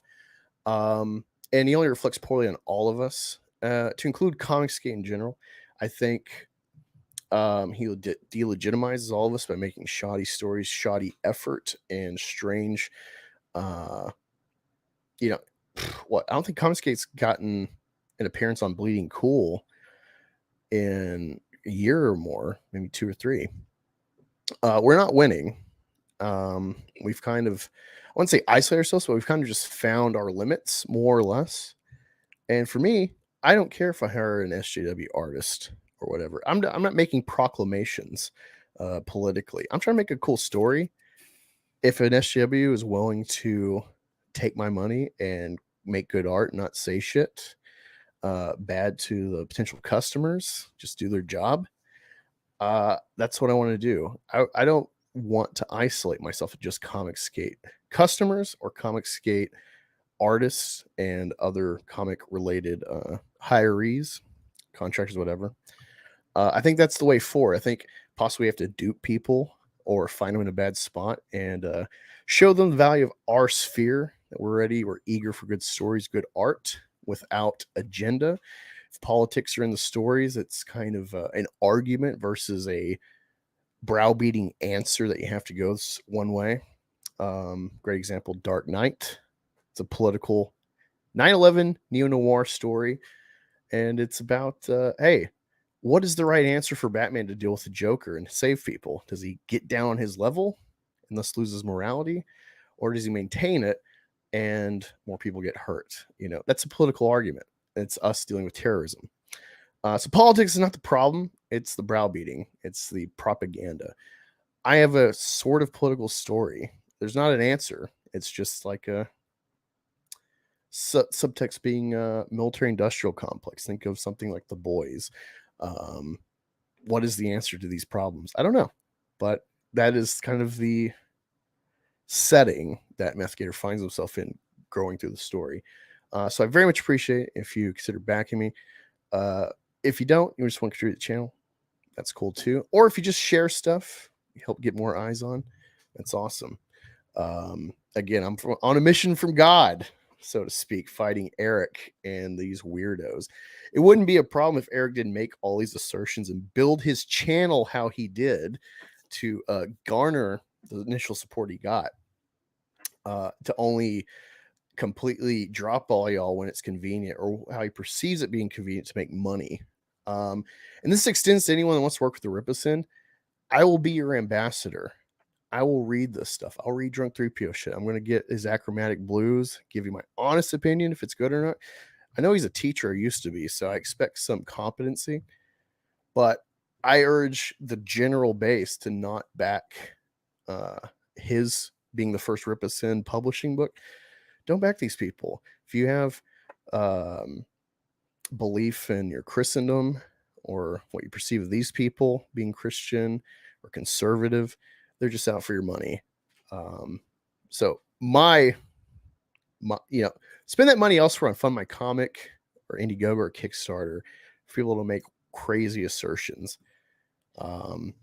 We have to bleed them dry to make them honest, or just to get the fuck out of our space. That is what I'm pushing.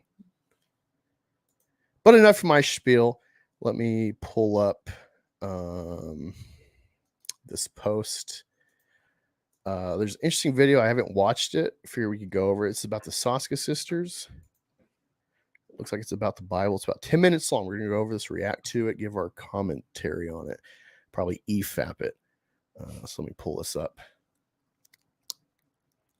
No, not share. God damn it. It's a full-time job just trying to stream. And yeah, thank you, Chris, for being here, by the way. Oh, yeah. Share my screen. There we go. All right, so this is from Jen Sylph Soska. So I guess let me look at their channel really quick. It's got their link to the Productions Net thing. Oh, yeah, this is new. I haven't seen this. Okay, let me share this to you so you can start investigating them. I think I've done enough damage for these two. All right. Here we go. Oh, crap. I muted. 1 second. All right.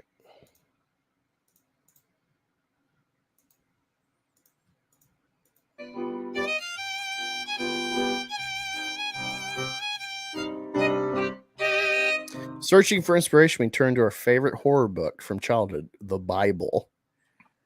When was this uploaded? 6 years ago. 6 years. Okay. I mean, we have to give a disclaimer to this first. This was, I believe, before Black Widow No Restraint. So Eric is asking us to look at things after the fact. So we have to take this with a grain of salt per Eric July's instruction. Sure. I don't know if you saw that clip that they shared on Biggest Problem probably a month ago about Jasmine. They figured out who Jasmine is, that it's that lesbian that used to be his right-hand girl that he said. I feel really bad in a way. I mean, Eric deserves everything he's getting with our criticism and our detracting. But I feel bad that what I like to deem niggonomics, that his hood mentality has never left him really. And he's a wannabe hustler, and he's made it big off of a couple campaigns and comics to white people that he hates. But you see that video, I think he's sampling Aerosmith, if I'm not mistaken. It seems like a genuine video. He's not really putting on. he clearly likes rap and stuff, but he also likes rock. So he's clearly an oddball for black people. You know, only maybe a producer could see the value of within hood black culture. Very few are ever going to see the value of like white people music. You know, and so for him to like have that sight, that range to him, already says something about his scope. And he just seemed really genuine in that video. I'll try to find it later, but I just feel really bad. Like, what happened to that Eric? Well, again, I've met with him and spoken with him in person, and again, the persona of Eric July, at least back during the early days of the ISOM campaigns and before that, the internet persona Eric July is not the Eric July who I met, who lives down the street from me. Has he probably become more like his persona? Probably. But yeah, I mean, like I said, there's a normal guy in there waiting to come back out. We'll put it that way. All right. But yeah, they say horror from their childhood, the Bible. I'm not a Christian anymore. If anything, I'm to some degree a detractor, and yet I find more value in the Bible as an atheist. As like they just got good talking points and references and imagery, whatever, to like have conversations. Well, There's I mean, good I'll things say to live this. by. Yeah, I mean, like, as a Christian, and you can certainly look through the Old Testament and find some things that aren't dinner table conversation, right? Like if after you introduced your kid to Jesus and got them to accept him as your Lord and Savior, you're not immediately then going to turn to Genesis and say, hey man, let's look at Lot and the plight and their fleeting from Sodom and Gomorrah. After you learn about Jesus, this is round 2. You're typically not going to start with that. You're not going to then say like, you know what? Noah got off the ark and God punished his kids for looking at drunk Noah naked. You're typically not going to start with those. Or, talking to your daughter about, don't be, Delilah from the book of Judges with Samson. Don't be that girl. I mean, there's a lot of things that are in the Old Testament that I certainly believe. Or, hey, let's talk about how God You struggle with. Well, I don't struggle with it.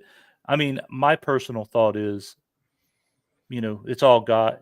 God is, the all powerful being, and he created it. So he can do pretty much whatever he wants with it. I think that's kind of a part of the Christian doctrine of, being absolutely submissive to a higher power, because you don't have a choice anyway. So you might as well accept it and deal with it.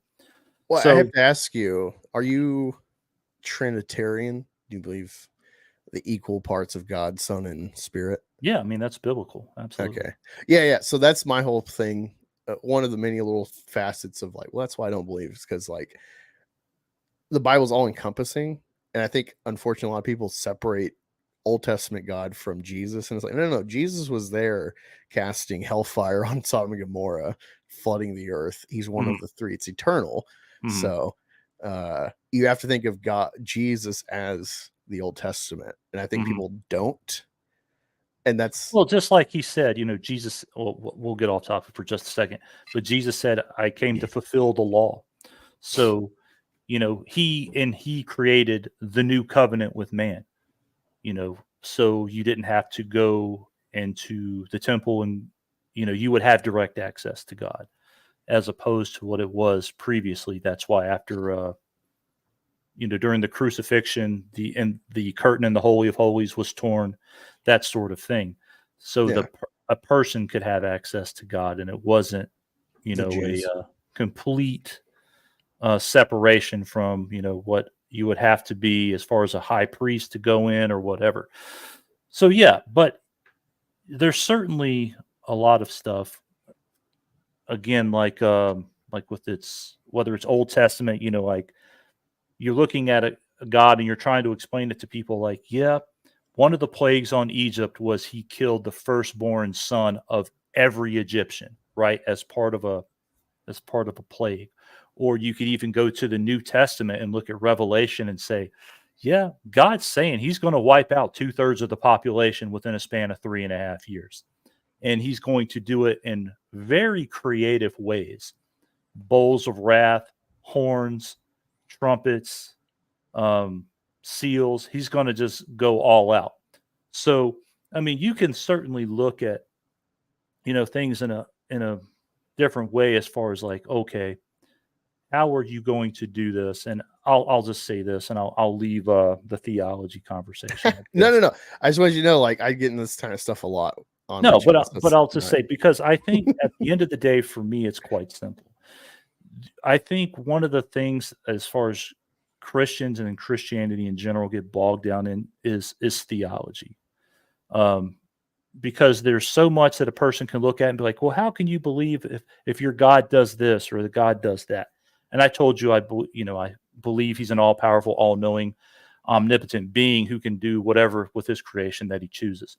But at the end of the day, and this is, New Testament gospel, if you believe in Jesus Christ, that he's your Lord and Savior, died on a cross, rose again on the third day, and is the only way to heaven, that's it. That's the crux of it.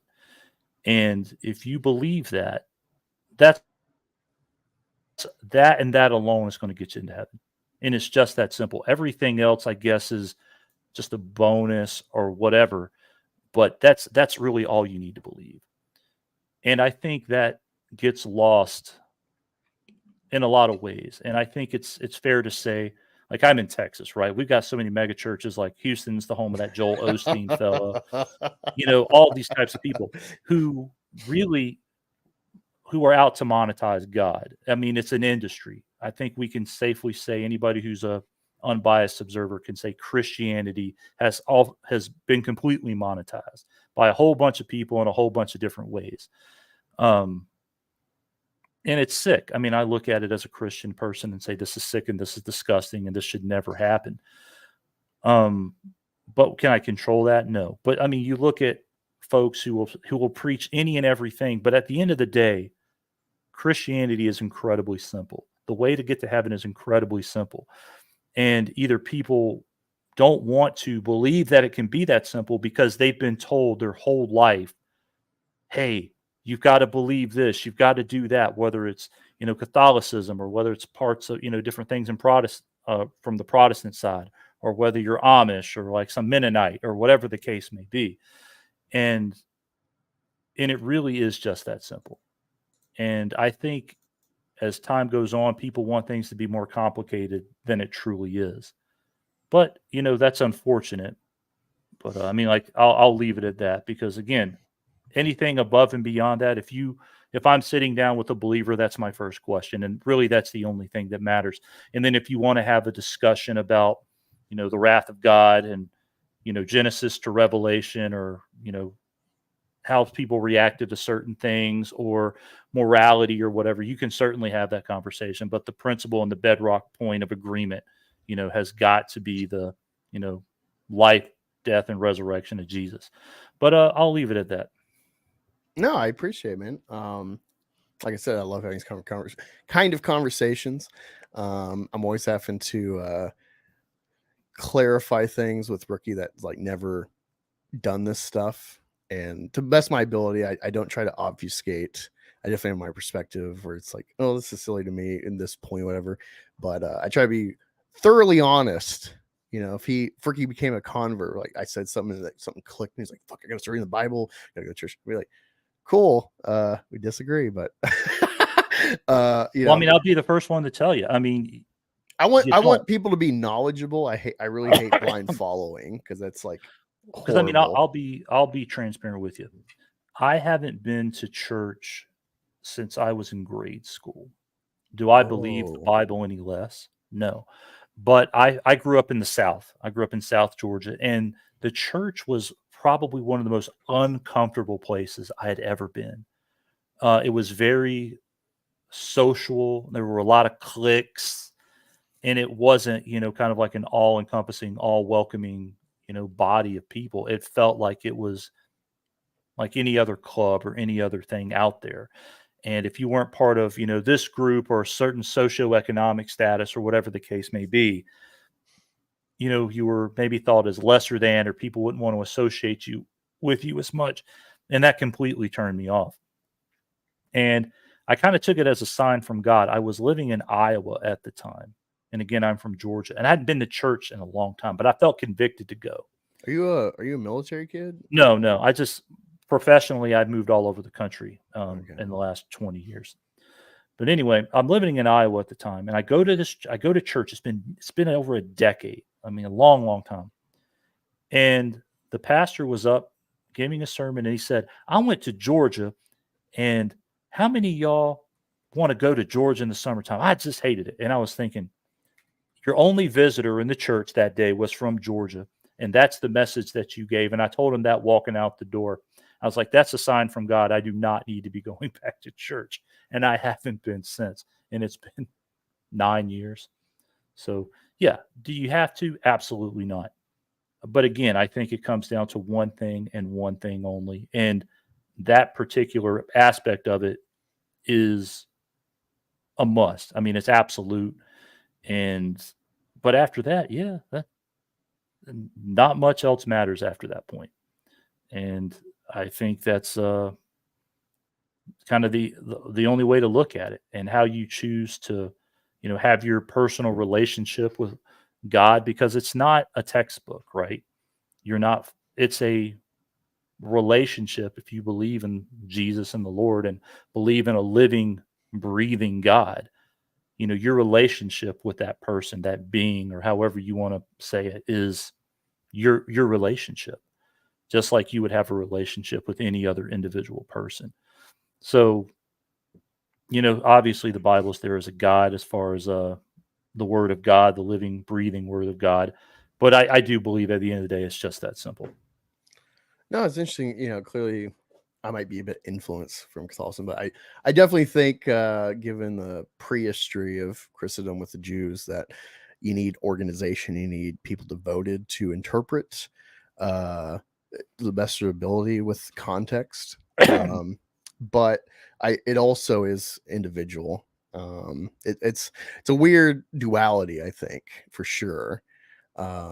That's why I'm for taxing churches, because I think if you get Joel Osteens and stuff, I know lots of churches are poor, but I think if you taxed them, you would remove some of that business incentive that con artists have in this country. And you'd find you'd separate the sheep and the goats, so to speak. And that's for the best. I think it would cleanse a lot of problems across Christendom, across religion in general, I think, if it was taxed. But that's an argument for another day. I like that you're saying that. So for new people in here, so Katie pop in, Ancient One, thank you all for hopping in. My sketchbook and Backy.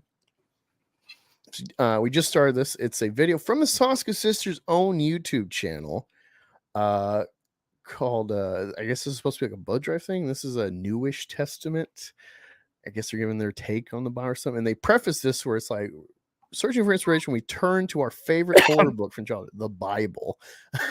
Just to juxtapose this to them trying to say Jesus stuff.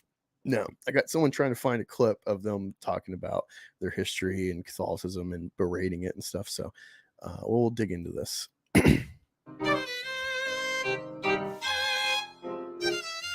It says, have you read it? It's pretty bloody. In fact, in the beginning, it reveals the true origin of menstruation.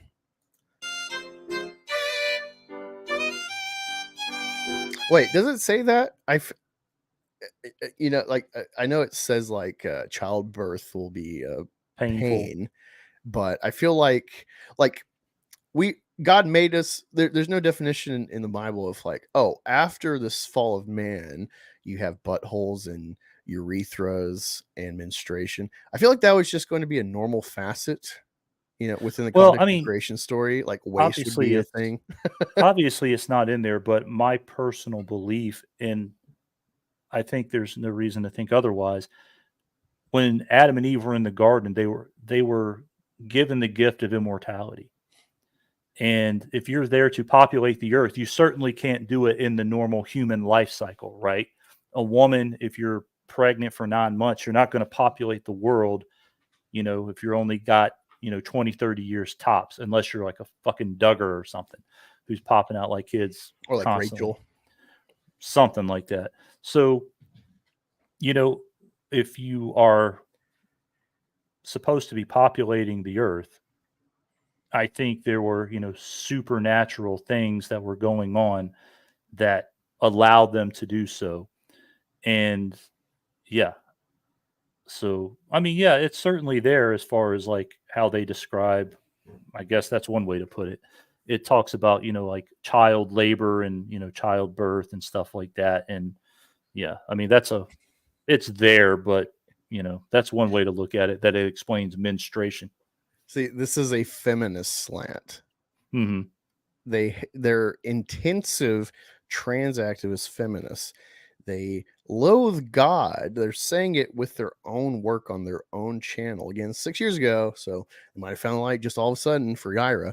But again, this is important because like you have a largely conservative, most likely largely Christian base following Eric because he's fighting the SJW godless horde of Hollywood and entertainment with his commentary. So this is why it matters. It's like this whole base that follows him is like turning a blind eye to who these people are. This is why it's important to dig into this. Well, I'll say this too, real quick, as far as his base.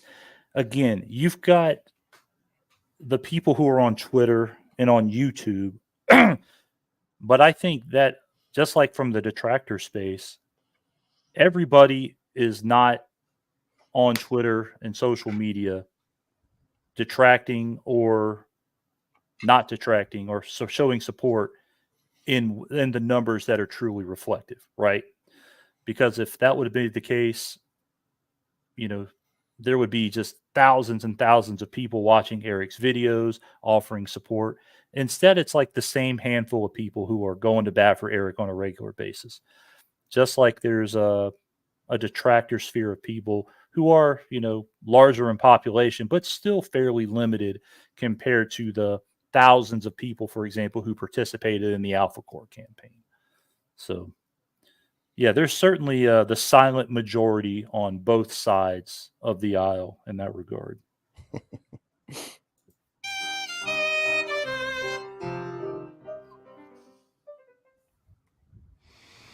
Okay, I told you, don't with the apple. Could you just once be on my side? Okay. One time. Just once. Do you know how long I've wanted to take a bite I've been of one on of your these side things? this up until yesterday. I was your side. Well, that's what I'm saying. So this is literally the one time I'm asking you There's to be no- on my side. This is like the first There time. really isn't any argument here. He told us this one thing. Don't do this one thing. Okay, you know what? I'm taking a bite of the apple. But I've already decided. No, come I'm on, Dad already said don't- Wait.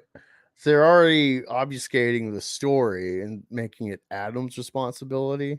I mean, it is for being theologically pertinent. Well, also we have to comes down on Adam's disobeying. Well, it's not only that.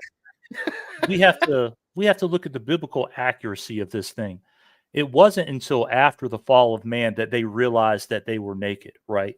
So once upon a time, everybody was running around playing nude volleyball and doing all kinds of other stuff in the nude, completely unaware that they were nude. So they weren't dressed up in any type of fig leaves. And I guess the snake that she's got around her waist, maybe she's like just saw From Dusk Till Dawn and thought it was a great movie or something. I don't know.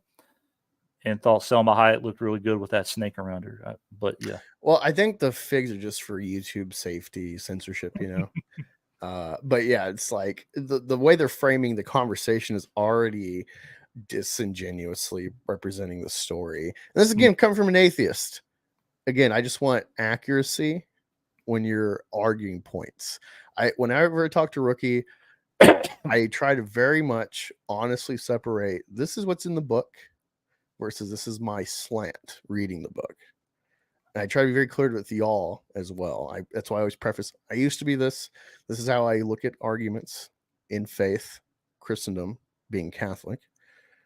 And then this is me being fallen or whatever, non-participant now. So I really hate this already. It's dishonest. Production value. Are you kidding me right now? I'm not kidding you. This motherfucker. I'm like 5 times smarter than I was like 10 seconds ago. That's a fuck. Hold that. Well. What the fuck is happening here underneath the tree of knowledge? I made this whole paradise for you, all right? This big old garden filled with plants and rivers for you to swim in. I filled it with animals. I let you name the fucking animals. So what actually Everybody shut up, all right? Quick question. We're going to take a survey. Raise your hand if I made you. Go ahead. Raise your hand. Yeah, that's what I thought, okay? So Daddy's going to talk. Okay, I do like this comedic angle. I appreciate it. I don't know if you do, but I can give them props for that. Talk for a second. I had one rule. What was that one rule? Does someone want to fill me in on that one rule? Hold on. No. It's my turn to talk. Looks like you did I enough feel- with your mouth. Oh, yeah. I had one rule. Just one. Anybody want to refreshen me on what that rule was? Not to eat the apple. Yeah. Don't eat the apples off the tree of knowledge. Good one. Jackpot. Bingo. I'm going to give you guys 3 seconds each to tell me what happened here. Adam. The one rule is not to eat the apple, and she ate the apple. That's what I thought. Eve. Are you kidding? Nope. Look, I told him don't. Time's up. All right. I'm going to tell you right now what's going to happen. Okay. Both of you kicked out. You're 86 from the Garden of Eden. You blew your shot. Adam, I know you didn't do anything, man, but I'm the boss. I gotta show a little equanimity. You know what I mean? Rules is rules. Eve, though, you make babies now. All right. You're gonna get them all up in your guts, and they're gonna grow there for 9 whole months, and then they're gonna pop out and just ruin you from the nipples down, and it's gonna suck. And every month that you don't make a kid, guess what you get? A pox of menses. Boom! Every month for a week. 1 week every month. Get the fuck out of my garden. But- Got out. I'm very disappointed in you. I keep saying it. That's funny. Let me see the chat really quick. Sketchbook already said the Bible said they would monetize the word. Interesting. It's between you and Chris. Oh, and Christ. Sorry, did not mean to call you Christ, Chris. You watch Charles Stanley, My Whole Cause of My Late Mom. And that was my church for years. My dad was a pastor and taught Bible school. You notice the church we grew up in being corrupt. I get Chris. I just got comfy in bed. I'll try to hop on very soon. I was hanging out on your stream. Oh, thank you. Maybe a bracket to a level. I don't know what you mean by that, Tim. Supposed to pay tax. You just said to Caesar, what is Caesar's? Nice one. I like that. Yeah, again, that's why I don't agree with libertarians, because it's like, well, if you're Christian, the Bible says give to Caesar. So what is this anti-tax thing? I would say satanic. I'm new here. Come here because I heard this was a Raylo safe space. Yeah, I'm all right with Raylos. You're not the weirdest people on the internet. That's Alita and Snyder Tards. It was the pain of birth administration. Exactly. Soska clip EBS play last night was wild. Eve's reaction was real and raw. I listened to it. I didn't get to watch it. Steven Crowder isn't that funny, so I doubt it. I guess you're saying this guy is Crowder. Comparable. All right.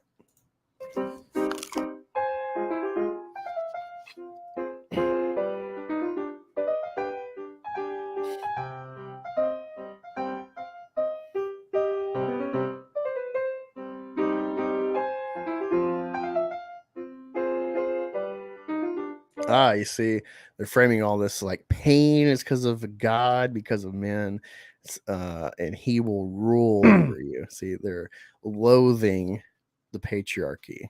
They're loathing God. God ordained the patriarchy.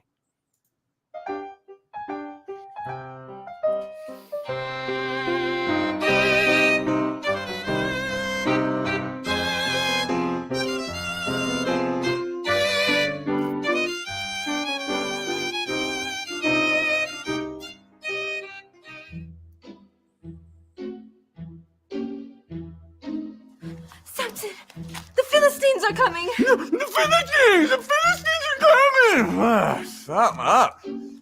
Hold my meat. Watch this.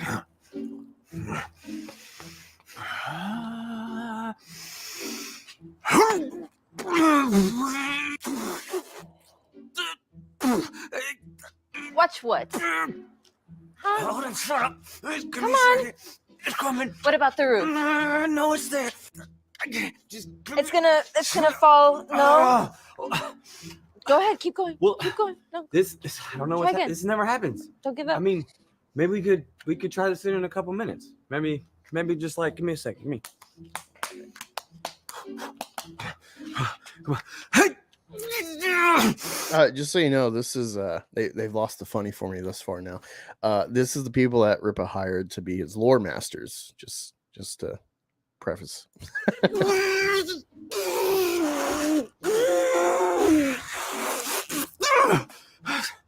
I don't You want to try this again? I don't know what to say. I don't know what to say. You feeling strong? You feeling strong now? Of course she does, because it's the Bible, and that's what women do in this book. Remember, you need to juxtapose this to their post today or yesterday about God.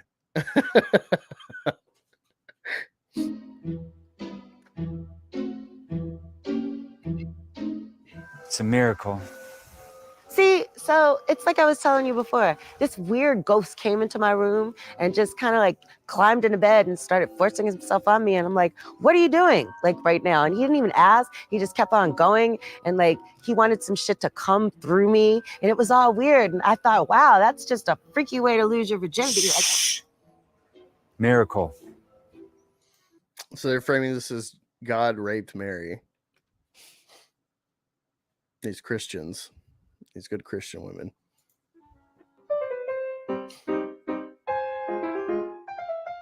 So we thought for our PSA that we'd try something, I don't know, less patriarchal, like a remix.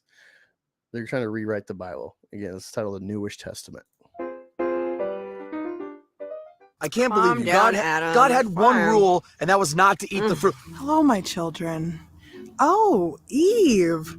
Love the snake. Very bold choice. Wait a minute. She's eating. Oh, up, can it, boy band. That's it. Hex! You feel that, Adam? That's me cursing you forever.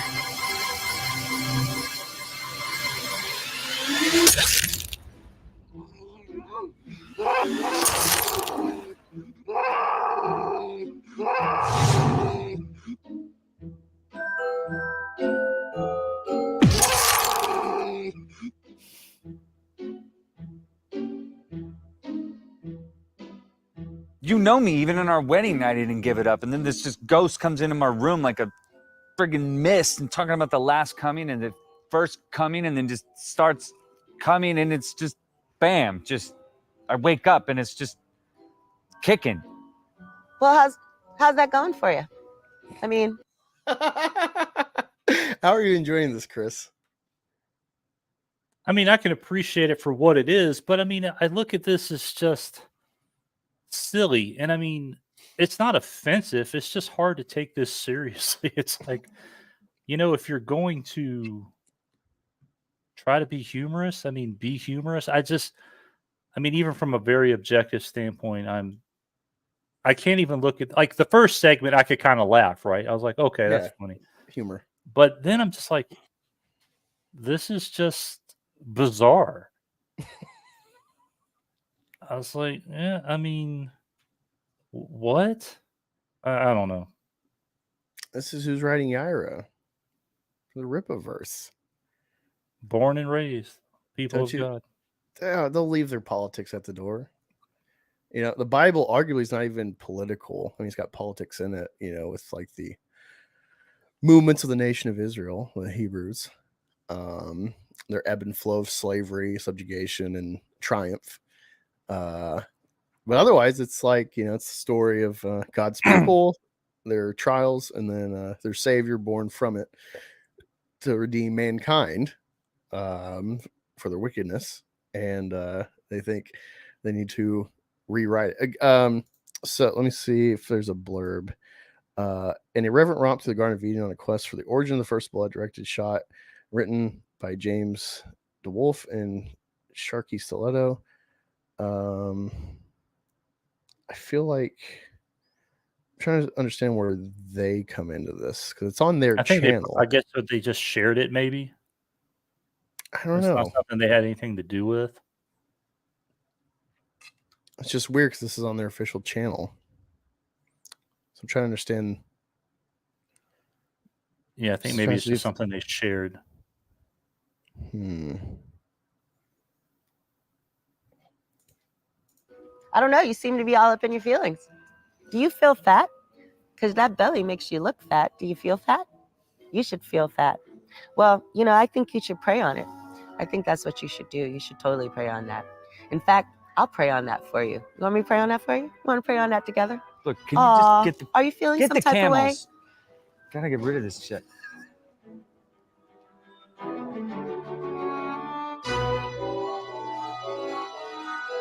Mother, it is the Son of God. Jesus is home. Mother? Who's your mother? Me? Oh, okay. I see. You wasn't hollering mother when you snuck into my room that night trying to get all busy next to my husband. So, what the fuck? You're implying some sort of Noah Ham thing going on here with his mom? What the fuck is this? I'm all for irreverent humor. I love Year One, Jack Black. But this is just like, I don't know. There's like a certain degree where even me, the non-Christian, I'm like, that's just poor taste. I mean, it's not like it's even poor taste, but it's just so bad. I mean, again, like the first part of the video, I was like, okay, you can get a laugh at this, but and again, it's not even because it's not even offensive. Maybe it's trying to be, maybe it's supposed to be like really bad satire, but it's just that. It's just wait. You know what they're going with? Because Jesus is God, God impregnates Mary. Yeah. They like, yeah. They're taking a jab at like the whole aspect of the Trinity. But I mean, again, I don't get offended by this stuff. I mean, if my faith is that shallow that I'm going to be offended by what somebody thinks about it, then I don't really have much faith. But I just look at this as just bad acting, and I don't say that, and I think that, and I say that in a very literal sense of just bad acting, not like saying, "Oh, this person is a bad actor in this situation." No, this is just bad acting. There's nothing funny, and I think this is geared towards a crowd who's looking at this to say, "Okay, I want to watch something that mocks Christianity." And they're going to be the ones laughing at it because it's the product they want to see. But as an outside observer, I'm just like, okay, well, I hope you got what you were looking for out of this. I mean, I don't know, but I just find it to be somewhere between silly and stupid. Yeah.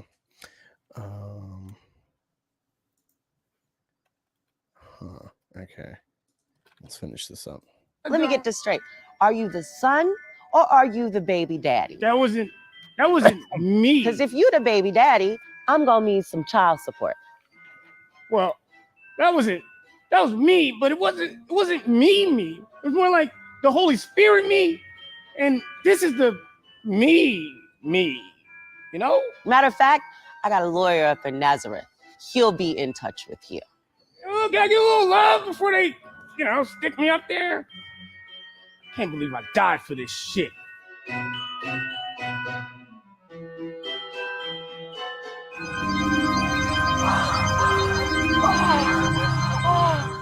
Fuck me. Hopefully you don't get dinged for that. Damn it, I can't zoom down. Fuck me. Jesus Christ. Yeah, so we'll stop that. I'm surprised this is allowed on YouTube. Maybe because the paint's on her, it counts as coverage, but I just want to stay safe. So yeah, we'll get rid of that. But that is something attributed to the Soska Sisters. They can't even keep the biblical lore right, which has only been around for 1,000 of years. I assume you mean a couple thousand years. It's meant to be offensive, but that's not the point of comedy or horror for that matter. So it wasn't written by them. That's worse because this means they like it and can find inspiration in it. This isn't funny. Yeah, the first part was kind of funny at the garden, and then is Chris in an empty warehouse? He is. Yes, he is. What's the angle with the empty warehouse? I just mock in Eric, or Yeah, I mean it's just a warehouse. This is where all the stuff goes, and yeah, I actually sell my product, so it's always empty. is that Steven Crowder? Okay, that's where that joke came from. Eve was coerced, but it was Adam's responsibility to keep her from doing that. Yeah, because man is the head of household. That was my point. Jesus Christ. I'm trying to find on Twitter because they shared this in 2018. And then I looked up this blood drive. Let me see. Let me try blood drive Twisted Sisters.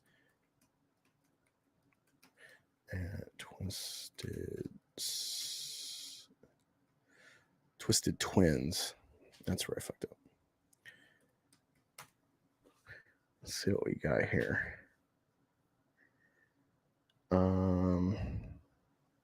Portion of the proceeds will be donated to the Canadian Blood Services and the American Red Cross. So I guess this was the angle of their thing. They got some sort of t-shirt design of them too as like nurses with some blood on them.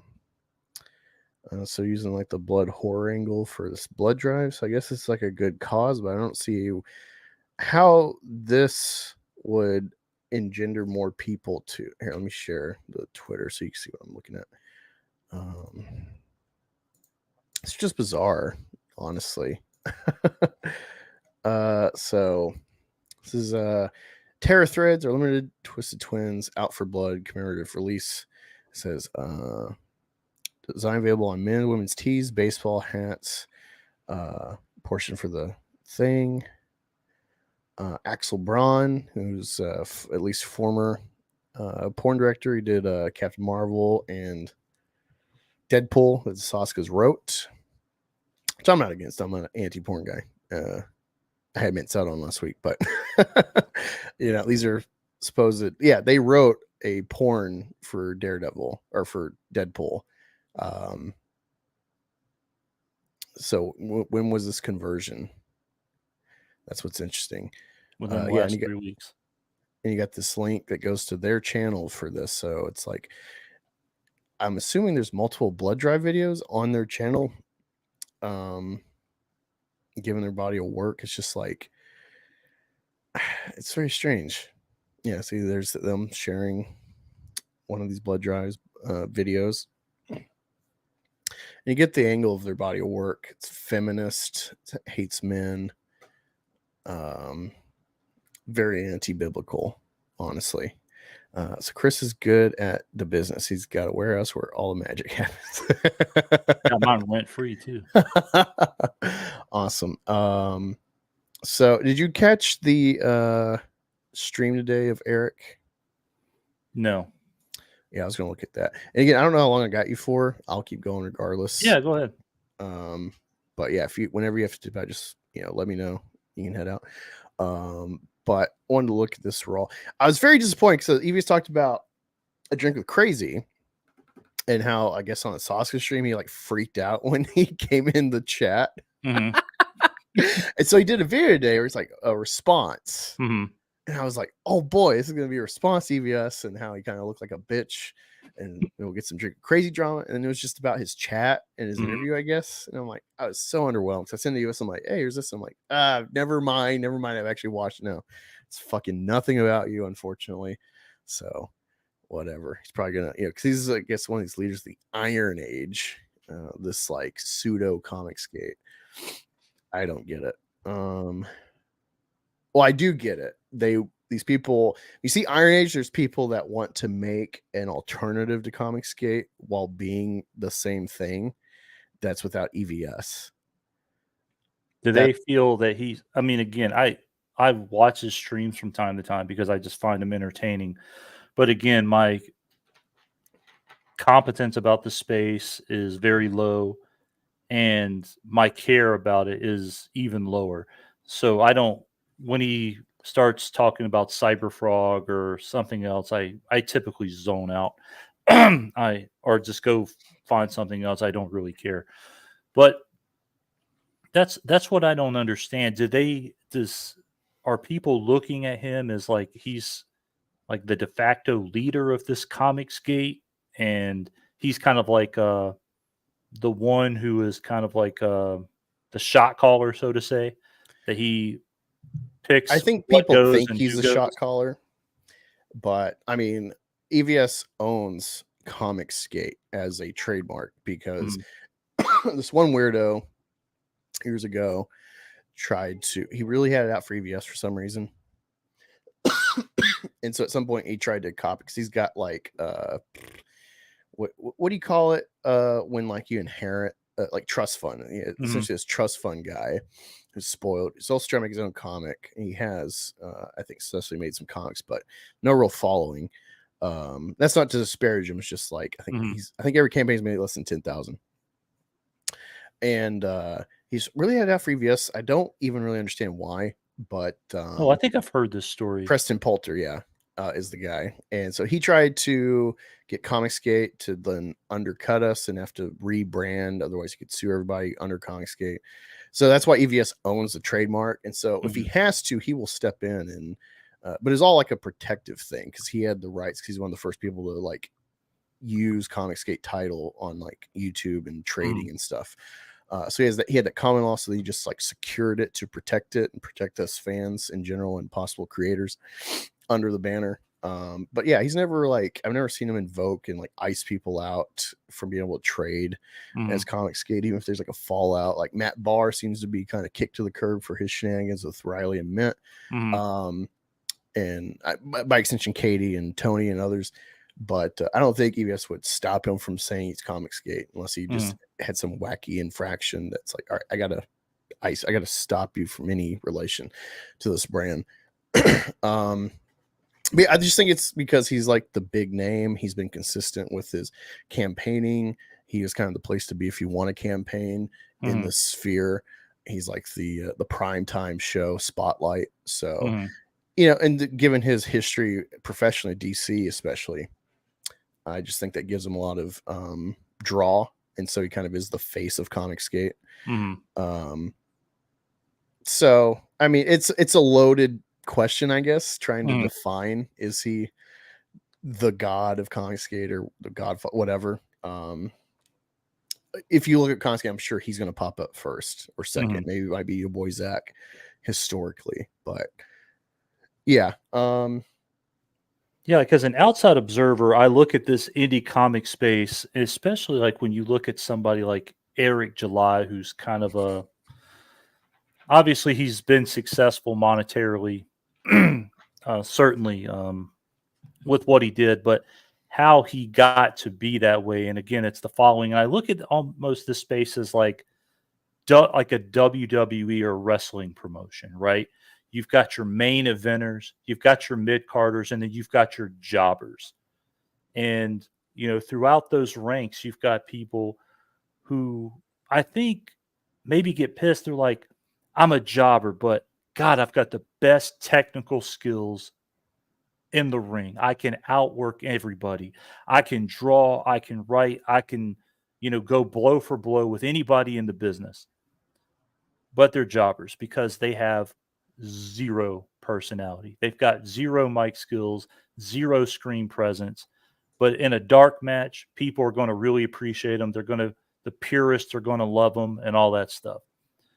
And then you've got, your mid-card people who are vying for like the Intercontinental Championship, who are hoping to, they've got good talent to great talent, but they don't offend anybody. They don't piss anybody off.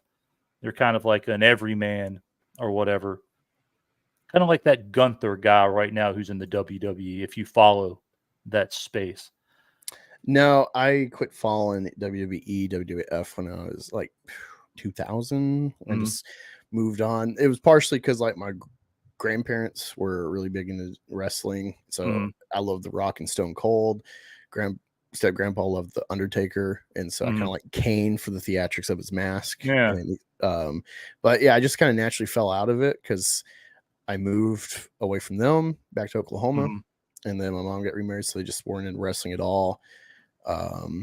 And then a few years later, I got into football. So like football is like pretty much my only sport. Like maybe I'll watch NBA championship, but like I'm mixed. So I grew up kind of colorblind in that perfect era of like 90s, 2000s before Obama. When all this kind of kicked back off, this racial dividing and identity stuff. But effectively, I'm a white person, culturally. My favorite band's AC/DC. I'm a rocker, but so like I just do not relate at all to like stereotypical black culture, rap, gangster shit, and all that. And so that's my version of like NBA generally, is because it seeped so much into the mainstream presentation of it. And it's becoming that way in the NFL. The NFL has been so great because it's I would say the most highly militaristic sport, with its cohesion, its necessity of teamwork and whatnot, skills assignments, that it's historically been such a colorblind sport. Integration happened, I think, 20 years before Jackie Robinson. Not widespread, but still, and it's just like such a colorblind sport. But even it's becoming more and more just like black pandering to those styles I do not appreciate or condone. Not to say I don't like certain rap or beats or whatever, but just like there's a difference between like commenting with your art about your view of the world versus glorifying. And I think rap very largely crosses the line with glorification versus commentary. So I just, well, I mean, it's, I mean, I think you like with rap, they do it for a reason, because I think just like Eric July knows that the vast majority of his audience are white guys. I think rappers are very well aware that the vast majority of their audience are suburban white people. And they pander and try to portray a lifestyle that these people maybe want to emulate, but can never do it for various reasons, socioeconomic or otherwise. But yeah. But kind of like real quick, getting back to like the WWE example.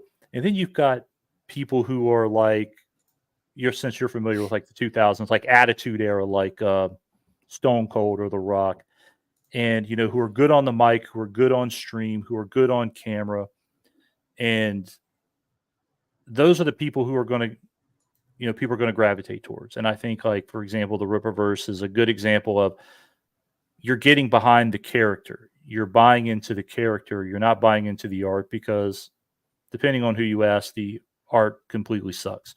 Right. Yeah, I don't know if any of the wrestlers are good at the craft of, the gymnastics of the sport. I know it's all rigged and fake narratives. Right. But at the end of the day, it's not about necessarily how great you are technically in the ring. Like, for example, whether it was Stone Cold or The Rock or whatever, they weren't, or Hulk Hogan. No one looks at those guys and says, those were people who were at the top of their craft as far as in-ring technicians. But then you look at people like Chris Benoit or Eddie Guerrero, who were considered like master tech, in the ring, like as far as in-ring work, but they only got to like, mid-card level. So, I mean, that's the thing. And I think maybe a lot of people in this space fail to realize like how much your personality matters, especially when you're getting so much of your audience from your web content. And then like you, for example, or whether it's Tony or, take your pick of somebody who might be diving into this space for the first time, and how much backing you're going to get because someone likes your personality. They like you. They like your message. They like whether you're flamboyant or talking or whatever. Like somebody like me, I could pay the best writer to put out a book. I could pay EVS, Shane Davis, Graham Nolan, whoever the hell. I could pay them top dollar to put together the best artistic comic that's possible. I could get the best storyteller. And if they hand it to me and it's up to me to go out and sell that product, it might sell 50 copies, right? I'm not going to be able to sell anybody shit. I'm not that guy. I know I'm not that guy. Yeah, that's my problem. It's like I'm not charismatic. Like, hey, buy this because I'm not gonna fight the wokeness. Like that's just not me. I don't have that personality, and I think if I even tried to force it, it would be so disingenuous. For somebody like me, the only way I would ever make money in this space is if I was a silent partner, never said anything about it, found a personality and said, hey, I want you to sell this product. And you can even put your name on it. I don't give a shit. I'm just here to make money. And that would be the only way. And I think when I see a lot of these people like, and again, this is just completely outside looking in, like the Matt Bars of the world who are bitching with Tony about, I've been in this space and I'm so talented and I can draw and you can't and all this shit. I'm like, buddy, it doesn't fucking matter. If you can't sell yourself in this space, from what I've observed, it doesn't matter how fucking good you are. With very rare exception, unless you're like an OG status, like again, Jimmy Reyes, I'll use him as an example. An extremely talented person by any stretch. I've seen him, on his streams, other people's streams. He's a great guy, a nice guy, comes across as like an everyman, the kind of person who would fit in at any conversation, be able to sit at any table and be friendly with everybody. And he does very well. But he's also, I guess you could say, like an OG in the space, right? And he's going to be kind of transcendent in that way where he's going to be able to put out a $40-something thousand campaign without having, this overwhelming personality that you just gravitate towards. He's going to appeal to, people who just maybe want a great book and want to support somebody who's obviously extremely talented. But at the same time, you've got some dipshit like Eric who, through no fault of his own, obviously, and to his credit, put out a persona, put out a personality that people gravitated towards. Like for myself, I gravitated towards that personality as well and supported him for him, not because I gave a shit about his comic or his product. And I think maybe EVS is like that to a certain degree or whatever the case may be.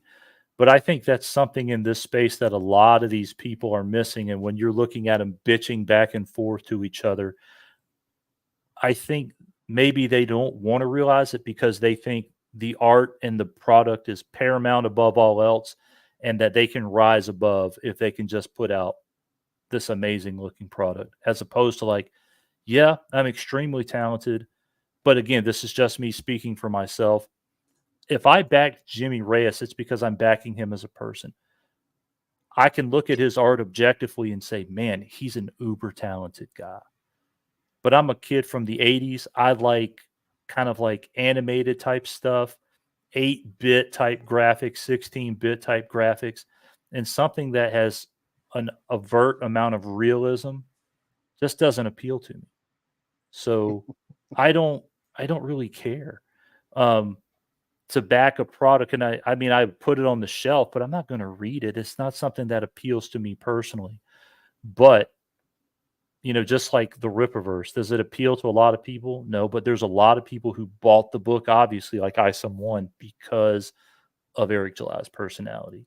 And he made the mistake of people didn't buy it for my personality. They bought it because they thought it was a great book. Even though they bought a shit ton of it, they bought $3.7 million worth of product before anybody actually ever saw the product. And he never made that connection. And that's where he fucked himself incredibly. But not only that, but letting shenanigans spill online for the public to see, like the Riley thing with the discussing for 2 weeks himself in the fandom if they can shoot a guy. That's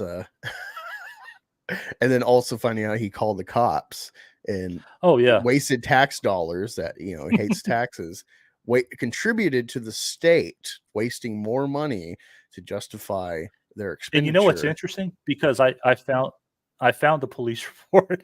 That call happened at like 4:30 in the morning. The Plano Police Department responded to that call at 4:30 in the morning.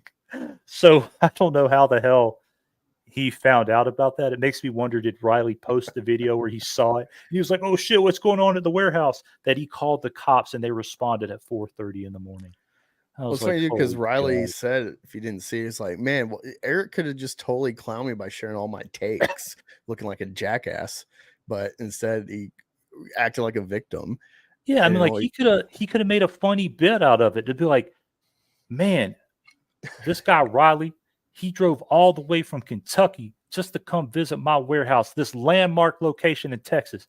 You got the Alamo, you got the Grassy Knoll, and you got the Rippaverse warehouse. And he left money for paid admission. Fuck yeah. Come one, come all to the warehouse. And killed it. he And could have made absolutely such a bit out of it, or been killed it. like, he could have had fun with it. He could have undercut it by going along with the humor and being like, haha, you silly white people, or whatever. I Like, mean, there's so many angles he could have played with it. yeah, I mean, Becky says he's half white and Latino. Nice. Oh yeah, I am a winner. I don't know. I look at so many things, and if I had a personality that I thought people would gravitate towards and actually watch a video about, I would do a whole bit on Eric July detracting like a gentleman. Like I'd put on a suit, I'd get on camera, and I'd play something, hit like some stupid shit that he's replied to, and I'd say, "This is how to detract like a gentleman," and then give like an actual response to how he should have replied to it if he wasn't a complete troll. But yeah, I mean, the way that he has chosen to portray himself and handle himself, I can't understand. I don't get, because he's had every opportunity to just make himself come across as humorous, lighthearted, fun, kind of above the hate, so to say, and could have just blown it up. I mean, he could probably be approaching like 1 million plus subscribers right now if he would have not taken things so personally. Like the ISOM Knox grave visit. I mean, he could have, instead of taking that the way he did, he could have just completely, turned that thing out completely different and been like, you know what? I appreciate you visiting. I haven't been able to visit great grandpappy myself, so I appreciate you doing that, and showing me that the gravestone is in good, is in good shape and not in need of repair. I appreciate you looking out. And those rabbits, that's good too. I'm glad they were able to make the trip with you. I mean, you just think about it and you're like, come on, man. People are just throwing you softballs all the time. Just like, for example, Taser Man on Twitter. He's a complete moron, but I have fun with him. Every time he sends a tweet, it's usually something hateful with a bunch of emojis. And sometimes he'll say things that aren't laced with profanity, with no middle finger emojis and stuff like that. And I'm like, Taser, if you're not going to bring your A game to my tweet replies, I'm gonna have to mute you. I'm gonna block. I muted him, and I replied. I retweeted one thing, and I'm like, what? It's like I only hear your super chats. So if you want to interact with me, Taser Man, unless you get better. No, but I love Taser Man. I mean, I look at people like that, or Rippaverse. He's run his course. He's boring now. I don't know. I think it's great. LG, all of them. LG just is like fine. Just like LG mentioned me in one of his videos, and I said, LG, if you're going to bring me up, I said that's okay, but why don't you man up and talk to me about it? He's like, oh, you bitch made. I ain't going to do that. I was like, you're going to say something to somebody, but you don't want to talk to him man to man.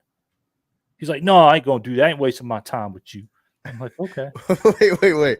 Are you saying the Eric stuff is your Snyder cut, Tim? Man, I would have been pissed if I would have been the cop on call that morning on the guy. Yeah. Oh my God. Yeah.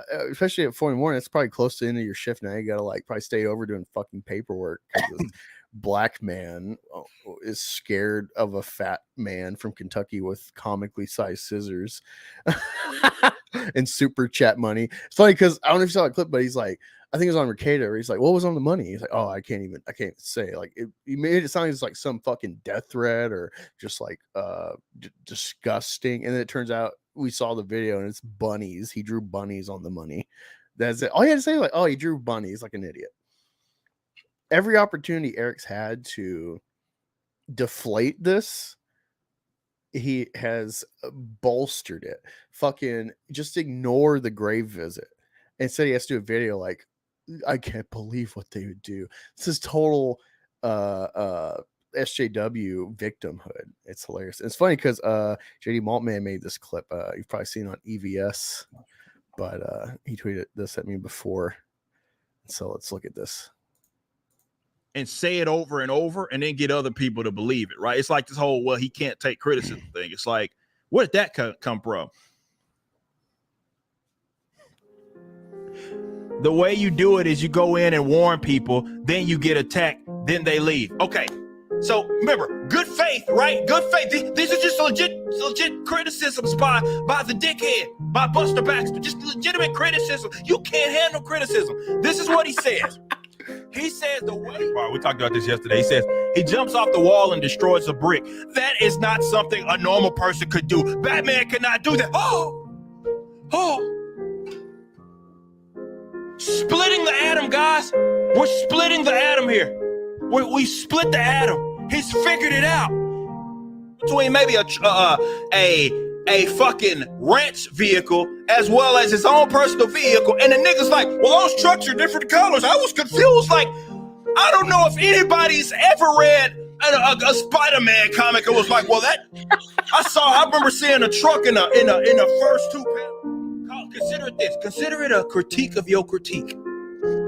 This right here, this little part where he's like, a critique of your critique. It's like, yeah, you know where you do that? College. You know, I was in a film class and it's like analyzing all these different like introductory aspects of film, and part of it was criticism. And it was weird class because we only had like 3 assignments. We had 3 essays we had to do.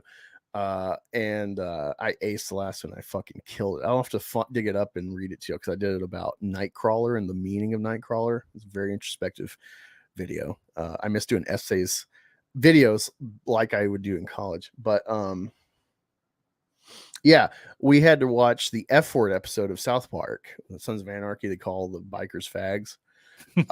And it's showing the difference of language over time, where it's like, whoa, you can't say that word. And it's like, what if a homosexual is on a bike? It's like, well, that'd be a gay faggot. And we had to watch the episode. And at that point, I never watched South Park. And then we had to read a professional critique of that episode. And then we had to write our own essay critique on that critique. So this is nothing new, Eric. This is a window into the gaslighting of Eric, where it's like, oh, critiquing a critique. All these retards are watching, like, how profound! Oh my god! It's like, this is nothing new. Jesus Christ! But this, your critique was dog shit, and I'm just critiquing your critique. That's it. So everything's fair game when I just say it's criticism, right? So you can't take credit if you mad that I'm responding to your response. Or whatever, fucking, yo, dog, I heard you like responses, however you want to do it, right? Consider it that maybe you can't handle criticism. Consider it I'm critiquing your critique. I can accept that there are people that are not going to like ISOM 1, and there are people that are not going to like ISOM 2. Oh, man, let's hash it out. Let's talk about it. Let's be men. Let's do confrontation. But ain't none of that energy. I'm going around, it's all love and daps. Dap, everybody want to dap, but I'm cool. I'm taking pictures, all everything good. Boy, I open my Twitter, you got motherfuckers calling me all kinds of shit. Shit, I ain't even...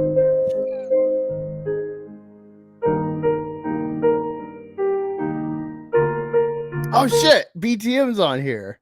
Can we all agree Eric Joy is an ass after watching EVS tonight? God damn, he's so self-righteous.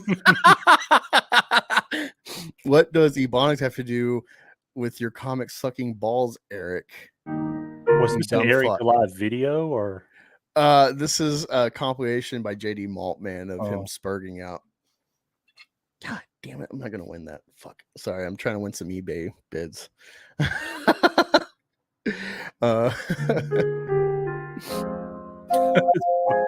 Rippaverse made it. Hell yeah. I can accept that. Well, for some others, they can't accept that. Well, other people do like it, and that is what makes them fucking mad. So they conflate it, or if anything, maybe it's a projection. Y'all can't handle criticism. Like, oh my God, y'all can't handle criticism. It's basically saying, this is what you're telling me. You are a punk bitch. Disrespectful. Why would I listen to a disrespectful fucking peon? You a pussy. You want to throw your hands and hide them behind your back, and God forbid someone actually. This is like a detective. That shit's trash. You suck. Blah blah blah. Bitch. Like, we don't know what his farm is. You want to see this person be better? Like, shut the fuck up. You be disrespectful to another man and his business. Certainly, like on some like, this is why you keep it properly contained to the internet, and that's wise.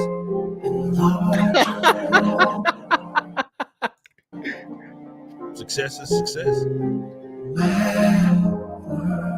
So this is why I believe that you should learn economics. If you don't know anything else, learn anything else, you should learn about economics.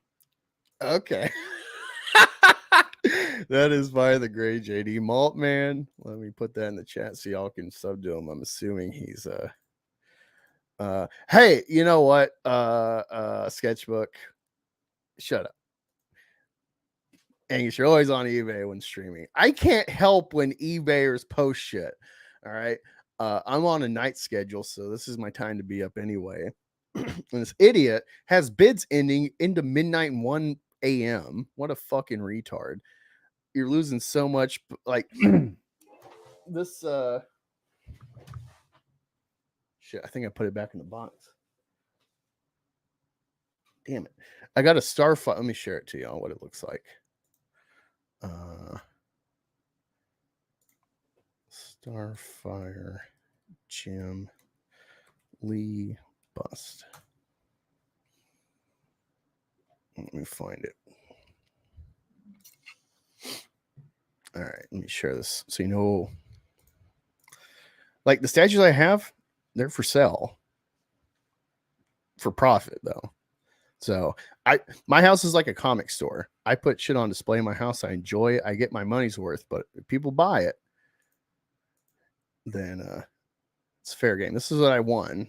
This is one of the things. This guy's got a bunch of things listed at once, and they're all going in sequential, like 5 minutes apart. And so I can, especially with combined shipping, I can save a lot of money and make a lot of money reselling this shit. This is a gorgeous bust. I have one of these already that I have for sale, but I can definitely sell this one easier for the price I paid. The only problem with mine is the base has a crack in it, but there's almost never a listing of this because you have this. You're going to want to keep it unless you really need money because it's so fucking hot. It's Jim Lee. Yeah, that's what I spend my time with. If I'm on eBay or Twitter, or if I'm on Twitter or YouTube and I'm not working, I'm on eBay hunting for stuff to flip. It's my addiction. That's my gambling. You're a sword guy, right, Chris? I am. And it is a very profitable venture when you want it to be. What are you making on a sword? It depends. The swords that I buy, I'll get out of the warehouse for a second here. How do I get out of my warehouse? Get out of the warehouse. Virtual backgrounds. Okay, none. I'm going to lead you to the inner sanctum here for just a little bit. Okay. So, as you can see, I am married. The cage is my hedgehog. But the Wait, sword... you have a hedgehog? Yeah, I have a hedgehog. Oh my God. I've thought about getting one of those. The sword that's directly behind me by my football helmets, the one that's on the top, is a sword that the blade is made by one of the best bladesmiths on planet Earth. His name's Howard Clark. He makes a very particular type of steel called L6 bainite, which is incredible. I mean, it's virtually indestructible. And the blades themselves, depending on what you get, range from $5,000 on up. But it's just the blade. Hold on a second. Yeah. I will remove you from solo. Engage the chat a little more. We call those mestitos. Oh, is that the word for mixed people? Interesting. Yeah, I saw. So I didn't share it for Chris to see. It says, note to self: design pixel 8-bit and animated art for Chris Bacon's money with swords, lots of swords. P.S. Don't type this in chat.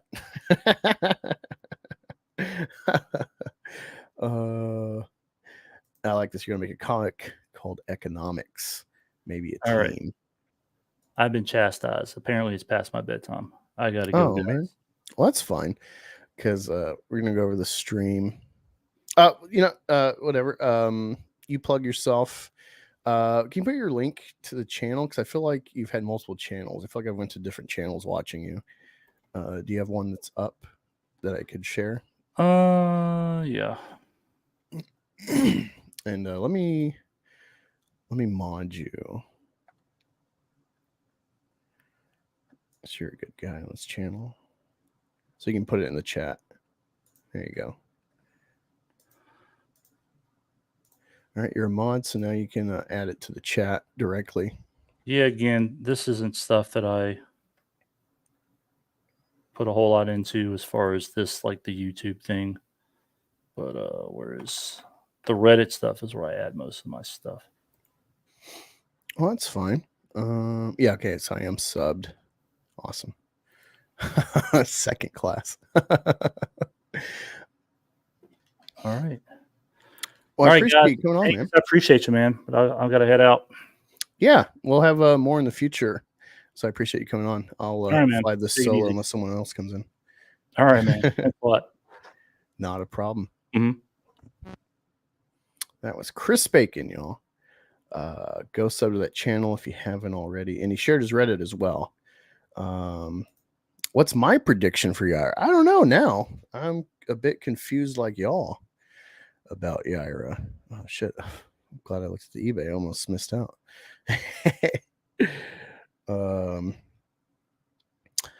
My prediction for Yaira. Having listened to EVS and then really thinking about his commentary and watching Eric in that video, his announcement, the fact that he says almost nothing about the story besides y'all are hyped, y'all are looking forward to this thing, people want this thing, she's a woman and the Soska Sisters. He said nothing. And sorry, I'm at the last 3 seconds, so I got to keep my eye on this. Appreciate y'all being here. I was saying 1.5 mil because lady, but have an EVS show that aren't really focused on that piece from her Instagram and also her preview page in ISOM 2 or Alpha Core. I have no idea now. I might, with Eric kind of prefacing it being a loser, I'm completely lost now as to what it can make. Sorry, I just got to scroll through and see what else he's got up. All right, so I just got one more bid. This might be a prize for the channel in the future. You never know. Just got to search something really quick. And then we'll dig into this Eric video. I haven't become a member yet because it has not been necessitated. I think he's not getting enough membership revenue because he's not been privating to the members these streams. So I appreciate BTM reviews, that 20 that he did for the membership. That'll give me a couple months of membership to Eric's. So I'll have access. And I will at some point when we start deep diving his lore. But unfortunately, it's not been required, like I said. But I very much appreciate BTM offering that to me, the $20 so I could be a member.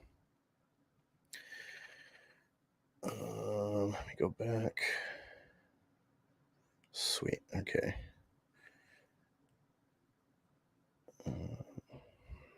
Let's do 101. Okay. It might make Yaira might make less than $1 million. It might make like 800,000. He really undercut himself by introducing her in ISOM. I know he's thinking like, I'm making a universe, so I got to populate it with all these characters. That really hurt him because when you have a character that you want to hype up on their own, you can't have like previously in their first appearance, blah, blah, blah. Like I just found in a pull box, and I'm sure it's not worth anything. So I'm sure there's lots of copies of the original or reprints, or what I have is like a it's the first appearance of Punisher that I need to dig into. I know he originally was a Spider-Man anti-hero or villain that they kept around and retooled and figured out a story around him. But yeah, he I see this chat. He's really gonna lose. I think he's like bracing for impact. I think he's really ready to lose out on Yaira. God damn, I'm gonna miss this one. Oh, I got it. I got it. Right within the window what my bid was. Oh man. Okay, sweet. So that's it. Get rid of those two. Here's the thing about Chris says appreciates y'all. My apologies for having to leave so abruptly. No, man, I told you, like I assumed it's midnight. It's after midnight. You'd have to leave at some point. Waiting for those documentaries channels cover the rise and fall of YouTubers. Eric July. Yeah, every time I think about sitting down trying to gather, I mean, I should still be gathering the stuff for the future, but like every time you think you can sit down and start like compiling the history, these great clips of Dick and Vito and EVS, Eric himself, Sturgis, Rippaverse, Goalposts. Every time you think you can sit down, start compiling, there's new shit to distract you, and you have to cover it in the moment, get in the mix. It's a never-ending uphill battle. At some point, every time you think Eric's going to let you rest, he does something else stupid. Let me see. Amanda Connor, Starfire statue. Huh. This could be advantageous, but it's out of my price range for now. We'll have to say no. Unfortunately, got to say no. There's one thing I was looking at to get, but it's like I already have one of those that isn't selling, so still sitting on it.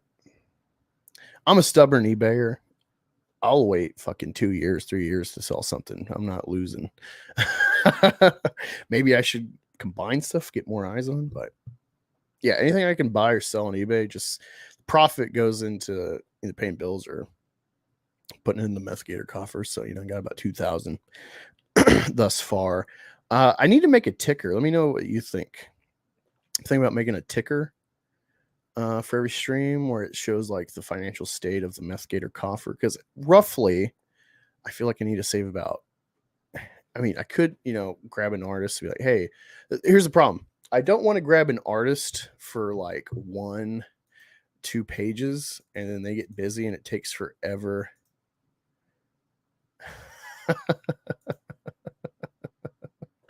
Sorry, look at Twitter. Sorry, my mouse is always fucking up. I'm always worried about actually reaching out to an artist, securing like a page or two, maybe for more than I initially kind of am shopping for. But then they get busy and then I'm out of luck. I don't know when they can actually finish drawing what I want for fulfillment to create this thing. So that's the problem. That's why I want to secure a good chunk. I might actually spend over $5,000 to make just the art of Meth Gator on top of, paying someone to help me properly comic script it. But yeah, I'm thinking about making I should hit up the cons. Yeah, I've thought about it. It's just trying to work around my time with work too is a problem because work overnight. And that's a problem.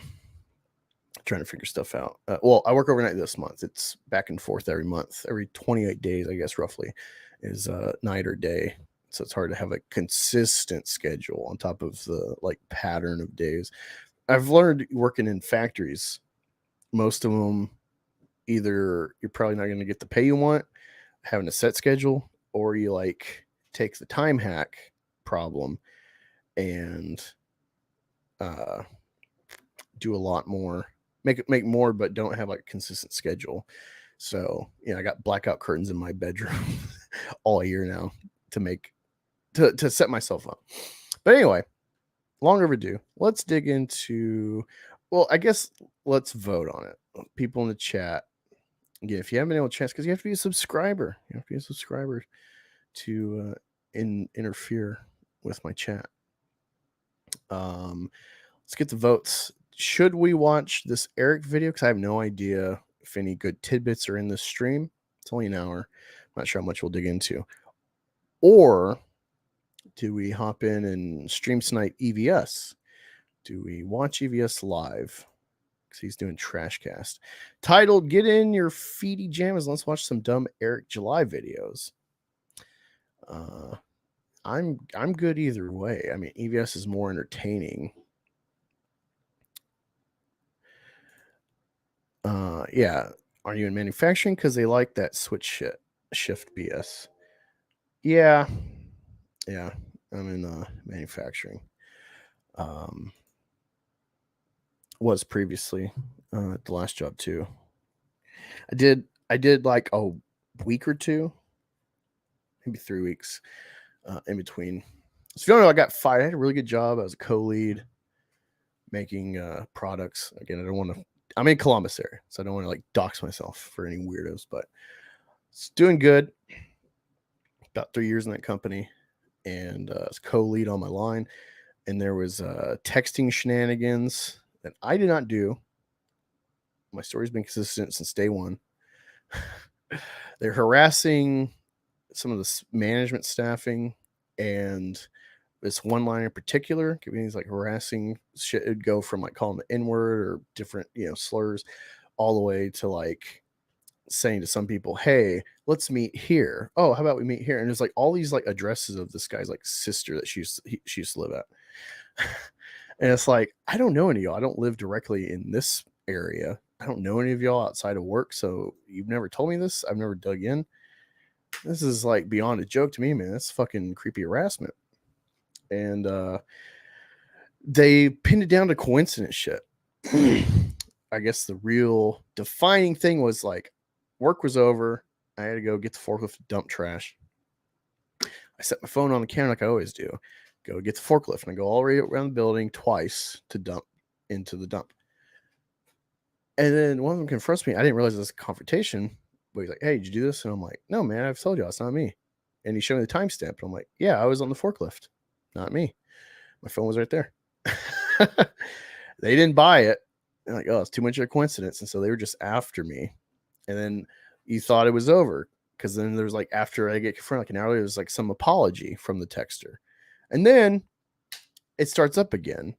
And it's like during work. And it's like, I'm in front of a camera, man. Like I've checked my phone a few times at like Twitter or eBay. I have no Scrambler app. I don't know how to send scrambled texts that you'd have to like subpoena from the records from a phone company. It's not me. But I went to HR. The new HR people were interested. So I'm like, hey, this is a problem for me. I don't get fired. I don't know what to do. I can't call the cops. It's not me being harassed. They fired me. So I had to find a new job. And in between that, I ended up going to a industrial cleaning company where they get like these trucks and like high powered spray guns and shit. And you go into like tanks or different factories that have like soot. And, every year or half year, you have to like dig out the bottom bin where all the soot collects, or get inside a tank and spray it out wearing like a waterproof clothing and stuff.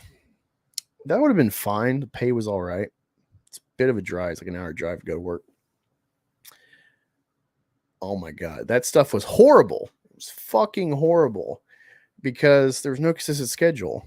Like you never know from day to day if you're going to work overnight and then have to completely change your schedule abruptly. And it's like week to week. It was fucking opposite of that guy. He's like, let me settle for this factory closer to home and just try to dig in and do overtime wherever I can.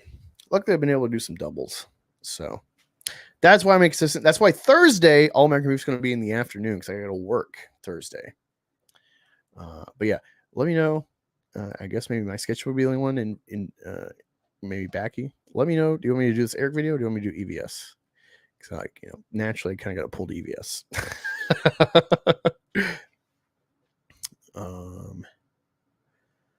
Let's see. Let's do a timer. I give y'all 45 seconds.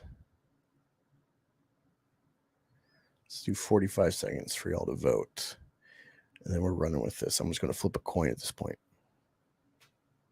All right, 40 seconds. Do what you want. You're just chilling. Oh, come on. You're already typing. Put in a vote.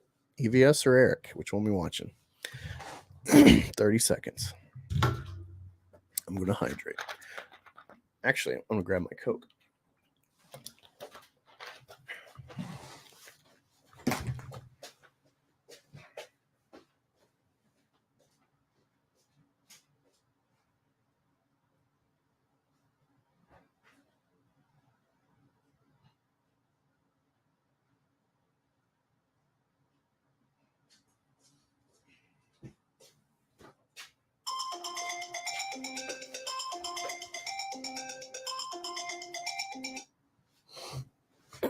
All right. All right, my detractors. Let's see what the votes come to. Tim says, what happened? I put out a vote.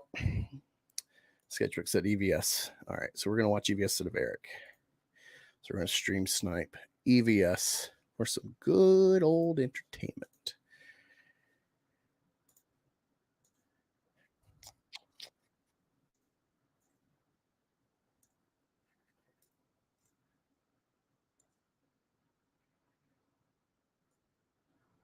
Amounts of time on streams with Eric talking about anti-gay stuff.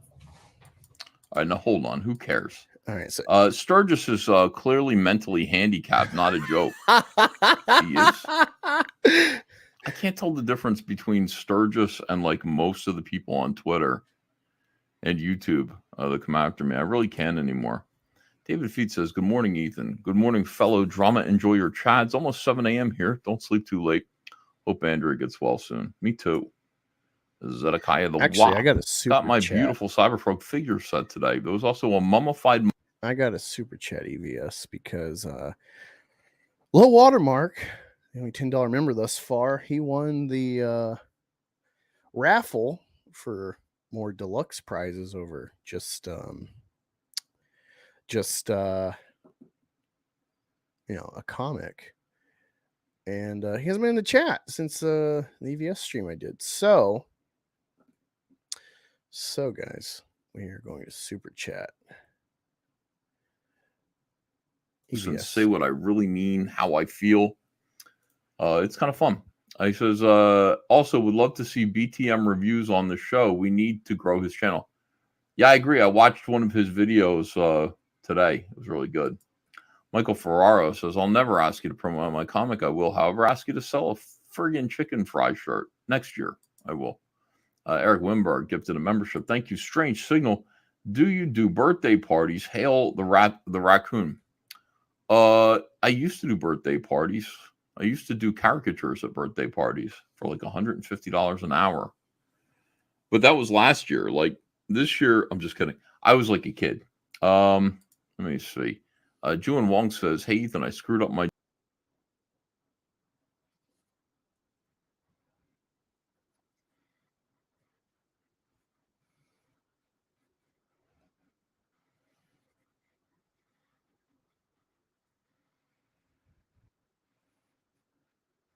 All right, sorry, I had to didn't want y'all to see any of my billing info. Something else. Low water mark, HMU and DMs, you won the raffle. Hit me up in DMs, you won. Oh, I see what you're saying. You're talking to somebody else. Hail CG, hail Pie Man, says Concrete Leper. Thank you. Okay, here we go. So what's real? Is it the triggering of him being upset about queer people, or is it more about performing for an audience? Look at and you, being a Eric. clown To for be honest everybody with you, while he sits on stream and acts like these are all serious topics. Eric, look at you. It's not about what you do with other men. It's just like, look at you, though. You know what I'm saying? Just look at you. Whoa. That is interesting. Really quick. I just got the Coke spiced. I don't know if you've seen this new trend. I figured I'd check it out because I do like Coke. Interesting flavor. Just figured I'd throw that out there to y'all. All right, let's get back to some trash. It's just look at you, Ethan. This is why that's a perfect could comeback. Not, like, I know. if I spent You're right. time exclusively calling You're right out about this that. stuff, Well, I'm gonna put on sunglasses. I could have too. videos out every 2 or 3 days between Eric and Az and other channels we're going to look at. I could spend a lot of time calling them out. I like but how I YouTube look now. is filled to the brim with this kind of This stuff. is my homophobia This costume. absolute pond scum, bottom of the barrel. We hate. This gay is what I people, and wear here's when I'm, why types of videos. YouTube being is full of them. homophobic. And it would be a full-time job for me. I'd have to quit everything I'm doing just to cover this stuff because it is so prevalent. Over 40% of someone's It's content on prevalent. their channel It's so tells prevalent. me that there's something deeper there than just them having an opinion about gay people. There's something else going on. Yeah, there is. Eric debunks. Az is a big fucking idiot, and it seems like Eric has some weird repressed homosexuality. And the reason why I say that, it's just my opinion. It's probably not true. Is because he danced when he was like you see his dancing. You know what I mean? So just I don't know, man. I don't know. No high life tonight. They're either homophobic. Yes. They've got some Yes. other shit going on in their life that they don't want to talk about. Yes, There's some sketchbook. sort of underlying issue. Eric, you did with the not guys come they're on doing. time. There's something. Yes, sketchbook or my sketchbook. BTM is awesome. If you hadn't seen, I shared it on my community post. He did a stream with Liam. That was a surprising grab he got for streaming. That was a good. I had to listen at work, so I had my phone in my pocket, and I don't pay for YouTube, so I have to worry about like my phone pocket tapping buttons or whatever. So it's always if it's not already pre-recorded and I can download it, it's always a precarious thing to listen to live things. So I only got to listen to tidbits of the last trash. But yeah, BTM's awesome. And he had a good stream with Liam, so check it out if you haven't. What happened? We're listening. So I put up a vote. Only Sketchbook got comment in the chat to vote. So we're watching EVS. We're stream sniping EVS, seeing what funny stuff we can cover. Although unfortunately, he's just watching an Eric. He's responding to Eric Debunk's video. He's a gay DJ, and he's really triggered by Az and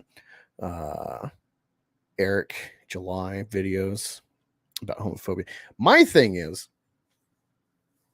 it's kind of like Joe Rogan. The best way to fight hate speech or whatever bad speech is better speech. You don't have the marketplace of ideas. So I think Eric's fighting this the totally wrong way. You need to promote LGBT works and creators that are clearly valuable in whatever way to their industry, to their entertainment. Because if you put up kid gloves because, they're demographic, that's a problem. Again, I am bisexual. I do not relate at all to the modern day LGBT, probably to any era of LGBT activism, aside from maybe just like, hey, leave us alone. Do not let religious, arguably bigotry, interfere with secular state matters. Here's the thing, after 2014, I think it's when the marriage equality happened with the Supreme Court, which was ironically an Ohio-based court case that shot up to the Supreme Court. I need to read more about it, what the parameters were. But I remember at the time, I was like, the left is lost. They have nothing to fight for. I mean, there's little like degrees, I guess, to inch by, but marriage equality, this is why we're at where we're at. You could argue about left-right politics and how they're always going to move the goalposts further and further extreme, progressivism, whatever. But intensively for American leftism at that point, 2010s, That was like the last major battle. They already had Roe v. Wade. They had women's, lib stuff already. Civil rights, racially at least, creed, but not for homosexuality. I feel like Marriage Equality Act was the last legitimate left-leaning progressive Democrat fight. And this is why we're at, because unfortunately the left Democrats, they have to work on victimhood and mob mentality versus Republican is like republic. It's about the overall structure versus people. You need both sides to manage. You need compromise. But the left really lost the plot by winning marriage equality in the Supreme Court. And they have nothing really to fight. This is why trans has become such a big thing. They need a bludgeon. They need victimhood. They don't really work because we have all these rules for employment. There's so many minimum standards you have to maintain as an employer. There's nothing to fight for, and effectively for the left, besides maybe they were the anti-war side for the longest time. You would think that would be, I guess, the last hurdle is to like get us out of like international interventions. But now they are just that. Microaggressions. Thank you, TJ. Yeah. And Tina, I don't know how long you're gonna be up or not, if you're just can't sleep, but I'll throw you the link. We haven't chatted in a while, and I'm not sure what you've been doing outside of Rogue Entertainment. As far as I know, not being a thing the last few months. So let me get on Twitter and send this to you.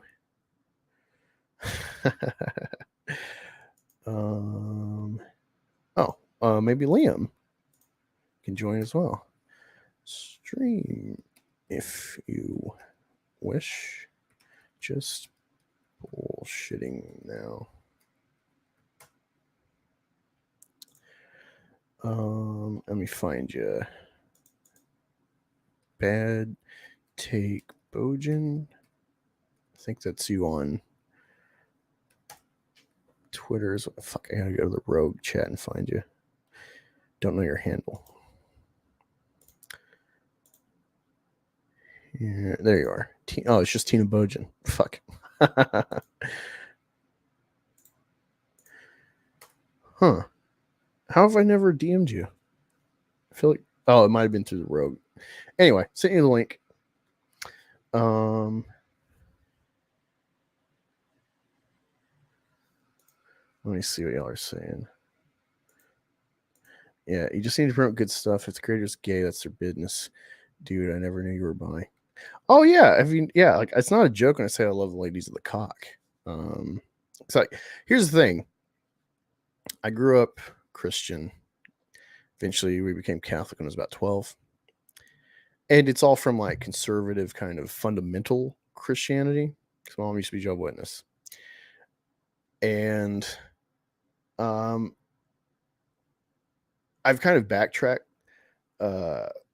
My sexual awakening as like a child, 8 or whatever, starting to be interested in girls or sexuality, whatever. My first insight, my first thought of like women, I knew mommies, whatever, thinking of like a child's perspective. Mommies have boobs. Dads have their frame. Sometimes they have facial hair. Don't have boobs. Maybe they're fat, but you understand like the general male versus female physiological dichotomy in the presentation. I had no understanding about genitals though. So as a boy, like if you're at Flowers for Algernon, he sees his sister through the keyhole and he thought something's really wrong with her and she's got blood in her panties, and he sees through the keyhole, trying to investigate, piece things together, and he sees she's got a vagina, and he's so just like, what the hell? She's missing still. What doesn't, because he's retarded. So he also has that hindrance on top of the bewilderment of girls. Kind of in the same frame. I thought everyone had penises.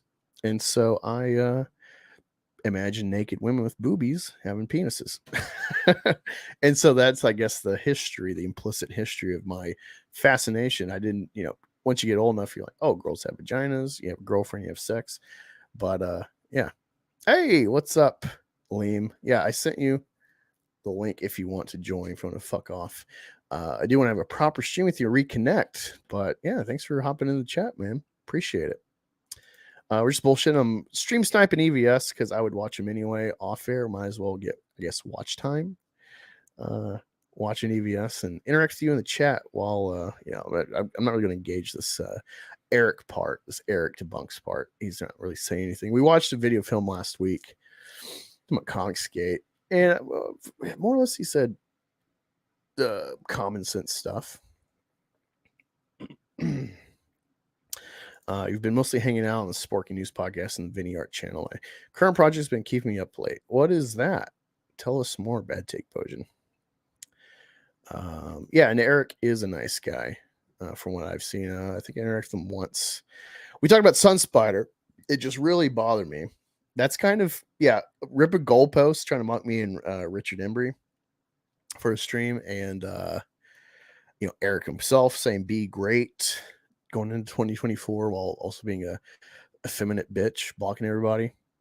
There's just like a couple things going on in life and YouTube that just kind of like spur me, like, I need to like dig into this. I need to like put full bore effect and effort this year into YouTube, try to get funding if possible, if you good people and whatever growing audience I make. Wish it to be so to help supplement my overtime work, my trying to monetize eBay. My eBay is, monetized, but, really put effort hunting for stuff to flip for profit. Just going full bore with every avenue I can. It's been a fun year thus far. We're only 3 months in. We got Yaira coming next week. I cannot wait for Yaira. If you didn't see, I did a reaction to that announcement. It's a great time. Trash Cast kicks off thanks to fucking Yellow Flash, who I've never liked. It's really great. I've been really good with YouTube in the sense of like not really dug deep into, I guess maybe since Phantom Menace, when that High Council era imploded, my Anna stream and all that, I have not really been suckered by YouTube personalities. There's people like EVS have been sub to this whole time. He's been consistent entertainer, insightful, full spectrum kind of YouTuber. I guess just trying to learn from him. But yeah, this is my work schedule right now this month, so I'm just going to be up.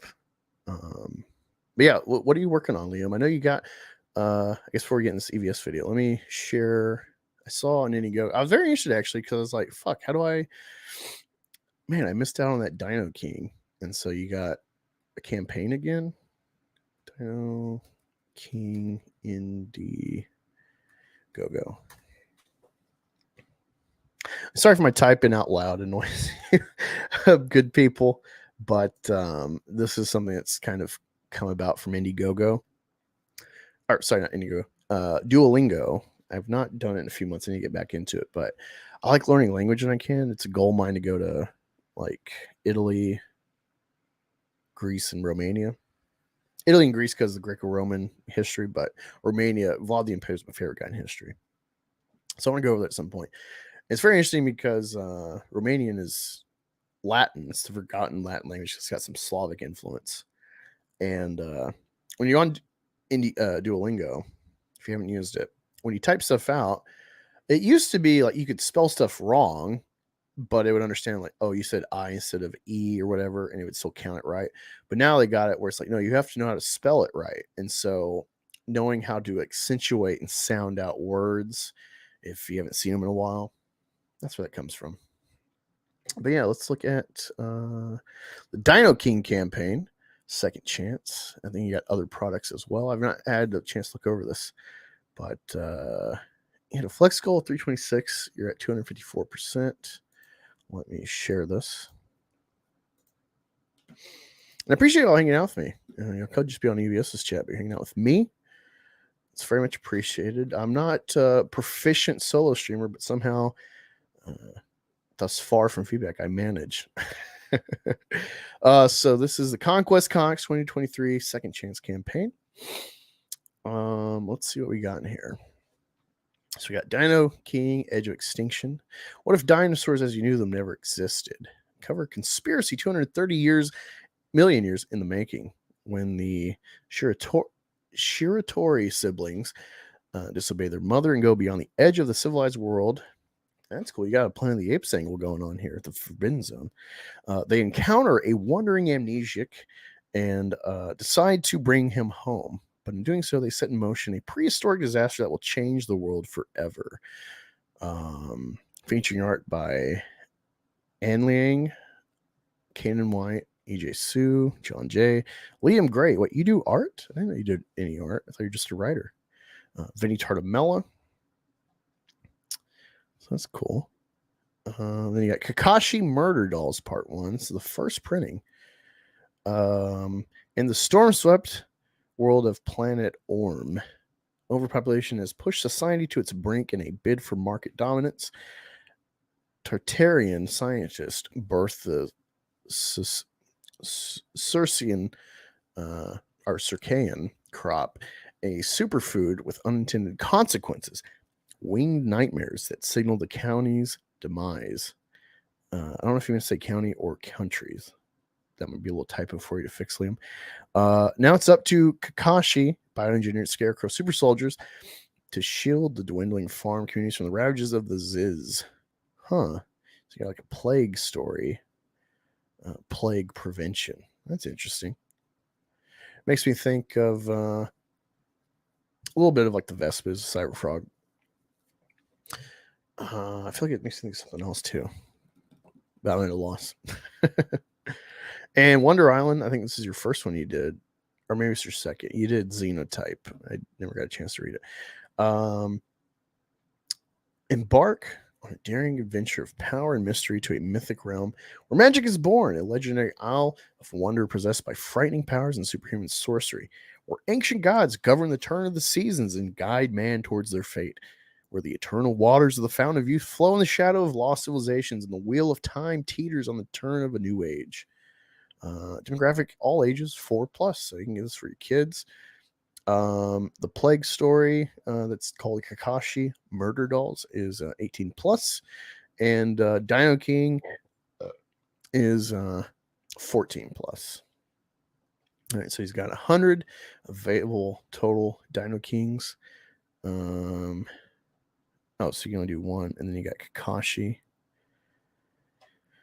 So is Wonder Island just thrown in, or is that an add-on? Let's look. I'm not going to buy it just yet. I got to wait for payday next week. And also, I got Yaira to buy. I need to get Lady Death's new campaign. I've never really bought a Lady Death campaign. I feel like I'm on it. Let's do it. All right, so you got the add-on of Kakashi for 23.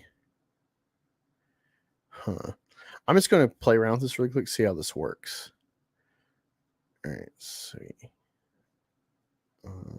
see. Let's get this add-on. All right, so there's only 2 add-ons. Trying to figure out. So if I back, let me see. Let's delete these. All right, we're going back. Let's try to back Kakashi. This is insightful for potential backers, so.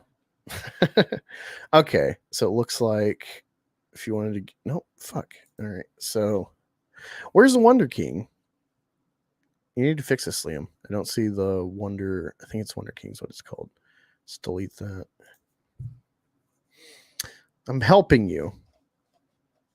So you don't have Wonder Island available through this unless it's like tied to one of these other books, which doesn't appear to be. Yeah, I mean, that Tartamella cover for Dino King, that's really caught my eye. And I think EVS promoted it. I don't know if you were on the Fritz at that point, but I feel like I saw him, regardless of you and or Vinny's involvement or interaction with EVS or liking. So that was cool. Let's look at you in the chat, you good people. Nothing fun as it's work early. I've been testing a new learning authoring tool, Asima, to see if we'll adopt it. So are you a teacher, Tina? I don't know if I ever asked you what you actually do. You are working on Fathom at the moment.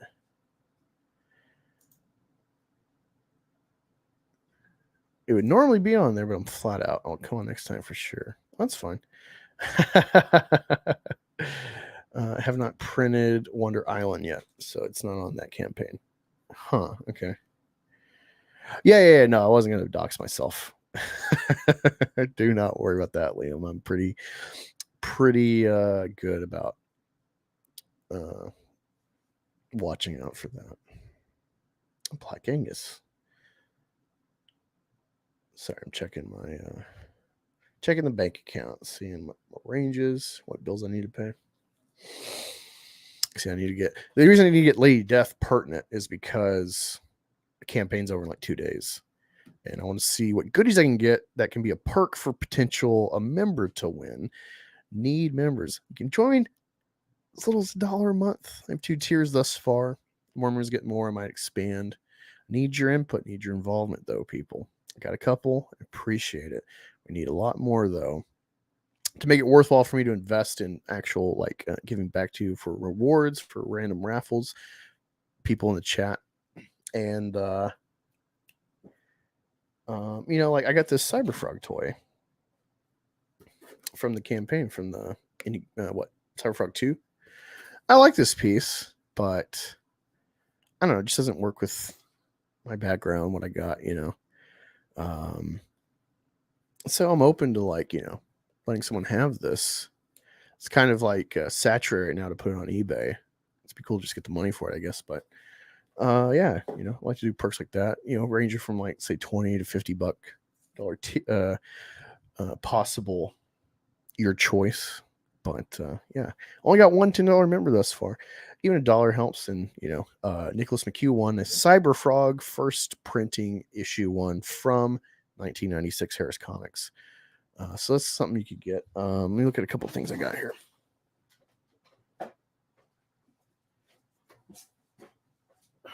So potentially, depending on the involvement of the chat members, I got this Lady Death. What issue is this? So this is Coffin Comics, but it's a Cybernetic Desecration number 2. It's the Bats edition. I know I'm not full screen, but got that.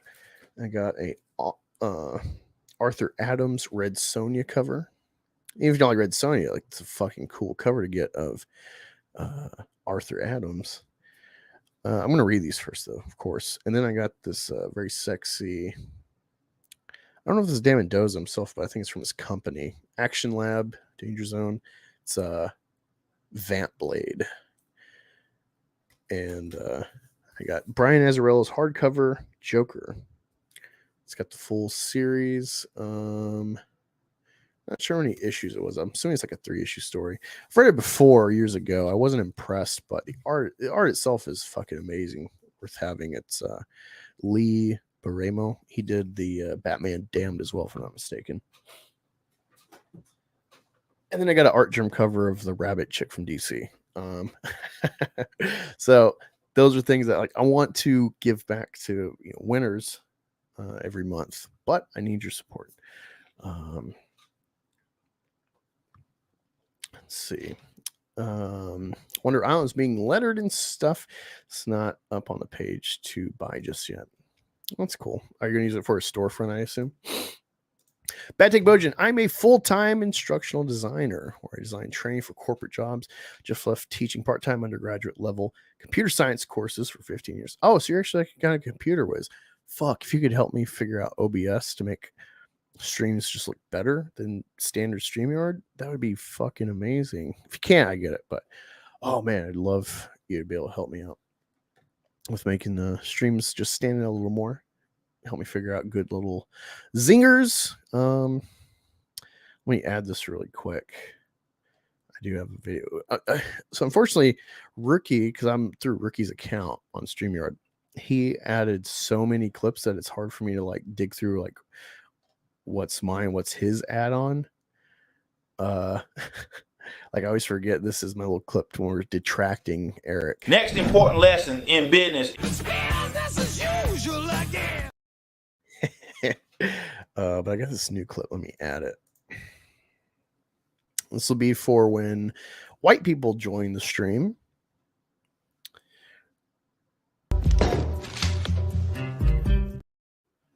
That's the whole clip. Where did I save that? Oh, I know what the problem is. 1 second.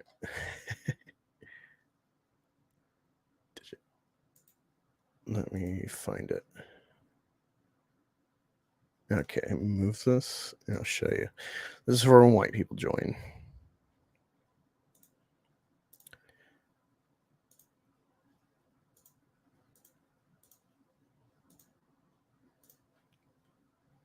Hopefully it's long enough. What up, nigga?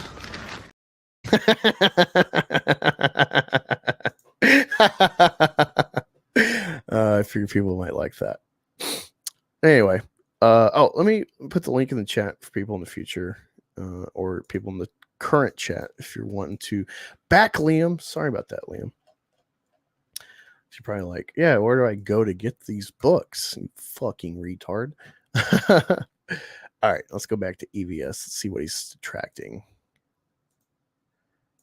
Get rid of that. Oh yeah, and Liam, earlier we were watching with Chris Bacon a well-informed detractor. He I gotta go back a bit on this stream. He pulled up something. All right. Yeah, I just realized I never really think about it because I just grow facial, like whatever I can get. But my my mustache probably definitely informs people that they think I'm Mexican or Latino. And I never think about it, but it's like I grow what I can, I mix, I can't control style my hair grows in exactly. And I don't mind it. I mean, when I eat food, I feel like a kitty cat. I don't know if you know this, but I used to be a really big animal person. When I was a kid, I wanted to be a vet. Loved watching Animal Planet, watched Emergency Vets a fuck ton. And, just stand documentaries. And I don't know about y'all, but when you see like a cheetah snag a gazelle in the wild, hit its leg, kill it, then just start going to town eating that raw red meat and licking their chops, that just looks so tasty. I don't know how you feel about it, but it looks so tasty. You know, I always wanted to like try raw meat, and then I get older and start buying your own food. And you're like, fucking, I gotta at least make this like medium rare. I cannot eat it just straight raw. I can do sushi, but I can't do like raw steak. I don't know how anyone does it. We're just not made anymore to like consume steak like that. You know, you got to cook it. We've handicapped ourselves with cooking. All right, so this EVS is going to react to some dumb shit of the oh, I didn't realize it was playing. He's going to react to some stupid shit of chicken and the egg. At his YouTube channel, he's like out at discos performing karaoke by himself, like clear and actress. Anna, you were too. We were driving around. It was me, you, Jesse Milestone. We went to a karaoke dive bar. You and me and her, and I can't remember who else was there. Who was driving us? It wasn't Jeremy Griggs. Anyway. Yeah, I was going to go sing, and no, instead we left and we went somewhere else, and I can't remember where it was. Sorry to have to remind you of that. Yurashima Taru says, Ethan, as is the silverback because, Eric came first. That makes sense. I got it. Hail CG, Hail Pie Man says, Concrete Leper. Cars and Dev says, hats called Yushanka in Russia means ears. Cars and Dev says, why pretend to be bi? All the stigma, but no BJs. Well, there are plenty of BJs. You're just giving them. Cars and Dev says, chance that Eric debunks is a top 0%. Oh, sorry, Eric, if you're still here. Raccoons in the chat. Eric is fat, lol. So strange signal. Yurash Mataru says, I read this one. Here's Badger Wolf Prime. Rippa's next hero will be the first from Ukraine. Ukraine will be Rippaverse's answer to Aquaman and Namor. He'll have crane-like arms that will propel him through the 7 seas. Oh shit! Wait, did I get it? Oh man. Oh yeah, I've got a whole article from a site that I'm absolutely completely. Hold on, I didn't get it. Okay, and I skipped think ahead. it got announced like the day we did the show. If I'm not magazine, gay X-Men fans are freaking out. Blocked. There he is, picking his nose. That's what I wanted to say. I do that too, though. I'm shaping my nose. I pick my nose at work all the time because I'm in a factory, lots of fumes and shit. So my nose gets clogged. You can't fault Eric for that. But hey, you're in a safe environment. You turn your fucking camera off, you degenerate. You have to enjoy it. The last time I checked, you didn't have me blocked, but a day has gone by. A day has gone by. Oh no, that's the wrong Joe Glass. Like, look at this title. Like, this is gonna really excite you guys for this book. Am I gonna sell you this book based on this title? This isn't coming from Marvel. It's coming from a magazine. Gay X-Men fans are freaking out over Hunky Hercules and Twinkie Iceman on a new comic cover. Yeah. Yuck. Be an adult, dude. Excited left for nuts. the I am. upcoming Marvel voices. No. Right. What's got me excited is that everybody who mentions him on Twitter keeps getting his handle drunk? wrong. And so it keeps going to an account with 4 followers and no followers. But yeah, if you can find that image with him and because some people are asking about it. Is he? What is he drinking? Is he drinking beer? That What is image that? Because we didn't get a chance to talk. I think this happened like right after. Like an energy drink. I love watching EVS watch these rejects. It's just funny to see how uninteresting they are. Let's see a new fresh set of eyes. I already didn't think they were interesting to begin with, especially as never saw the appeal. I guess he's like a Gamergate light kind of channel. I don't know. Don't really give a fuck about gaming. It has value, entertainment for people to talk about. I just don't personally care about gaming. Games are good or not. That's kind of my extent. When I play a game, it's years after it's already hit its heyday. Like Assassin's Creed, love the first 2 new ones. So it's worth talking about. It's like Doctor Who. I do not give a fuck about Doctor Who, but you Who fans, I guess, sure, go right. Yeah, that sucks. They're doing weird lore stuff with your beloved franchise. Oh man. But it's Doctor Who, so no, like 5 people care. Hey, yeah, good night, man. Thanks for hanging out. Appreciate it. Yeah, I'm just bullshitting with y'all while I watch this because I would watch this anyway, so why not hang out with you good people? We all watch together. Is that an energy drink? And Az just seems drunk too. He's a little goofy when this got slurring. revealed. Because it was that day that what is he I eating? think it got announced. Like the day we did the show, if I'm not mistaken. Well, with Iceman and Gay. Well, wasn't it Joe Glass though just doing his the drink personal disappeared. Sexual fantasy? Oh God, now I've had to go to a gay web. How the hell do you have to edit that to tighten that up? Wasn't that Joe Glass just doing his sexual fantasy? Why does that have to get tightened up to the degree where a drink disappears in mid-edit? You guys really think on your feet, don't you? You guys are real quick wits. Somebody needs to edit my videos down. Let me see. Old man Robocop says, I can hear Az getting fatter. Az smacking his lips. Ugh, says in Cowboy. To be fair, that was me providing that sound effect for him. What is he drinking? Continuity error? Yeah, I noticed that. Tiny Baby Saul says, I'll do it for money. The point is, I don't think I need to be edited. You know, I mean, the only thing you need to do is edit out all the N-words that I say. Like all the N-words. Edit those out. Other than that, I can talk. I can think on my feet, more or less. What's getting gay X-Men excited is Hercules holding Iceman. Eric, well, what's getting me excited? Did Az just come out? Oh my God.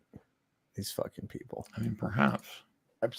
Yeah, man, that's Look, if it says I'm logged in, I have no idea who. Wooden Shot, how you doing? Take your shot, Wooden Shot.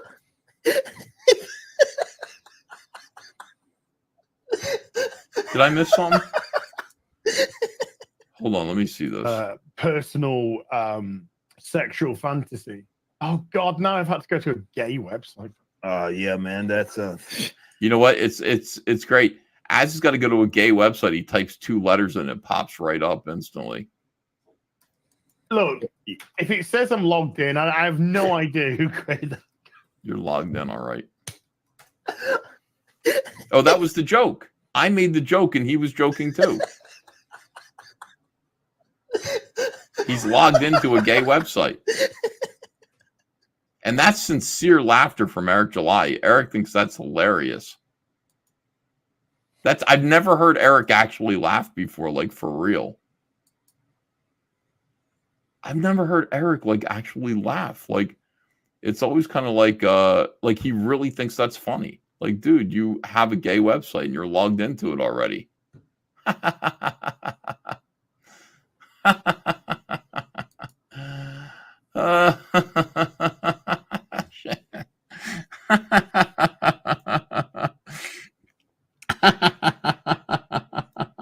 my God.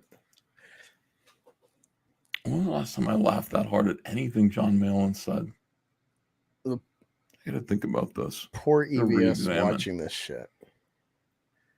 And me watching him watch it. That's actually entertainment, though. I need to stream with somebody who makes me laugh as hard as just made Eric laugh. I need to find that person. Who did that? And saved it to my Google profile. Come on. I just put something in a private chat. Oh no. Uh-oh. Oh shit. Oh man. Oh yeah, I got a whole article from a site that I'm absolutely completely not. There it is. So that's what we're referring to. Fans. Yeah, freaking out. Remember when I used to exciting stuff? I forgot. I won. This wasn't just all selfish. I did win a Evis will be watching these rejects. I did win a Deus Vault comic of John Delarose, and I've never actually dug into Delarose. So look forward to that kind of review soon once I get it sent my way. Deus Vault, John Delarose. I don't know what the story is. So let's see. Deus Vault. So, the story is a Spanish knight returned from the Crusades only to be whisked into a demonic realm where he must liberate the souls of the Kitine from the evil demon lord. Fans of Conan the Barbarian and Prince Valiant will love this epic fantasy adventure. So I guess his like big claim is Flying Sparks. It seems to be his most what I've seen him talk about. I haven't read anything he's done, but we will be reviewing Deus Vault soon. I'll give you my piece if it's good or not. Again, I'll be but see, here's the thing about Delarose. He's very interesting. I would say he's a Christian nationalist, and that makes him a radical to some people. Clearly, I'm not Christian, and I don't want Christian nationalism to take over. But I don't want like Antifa and shit. So it's like, I mean, I guess if I got to pick one, I'd go with that extreme, but don't want it either. But let's look at Twitter really quick, because it's funny. Because when I was looking up his book before, I found it.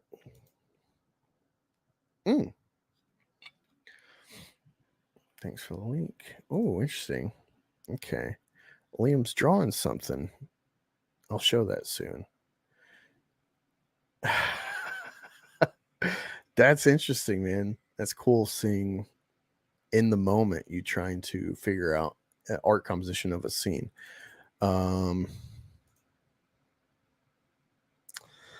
getting a lot of love for this one post I had. Is Belle Delphine. I guess she actually got a pilot's license. And so she's doing her first flight. And of course, if you don't know Belle, she's the gamer bath water girl. She went OnlyFans. I'm not sure why she was famous before that. But she's fucking cute. I'm a degenerate. And I said, this could be us, but you won't unlock the plane. I have a picture of 9/11.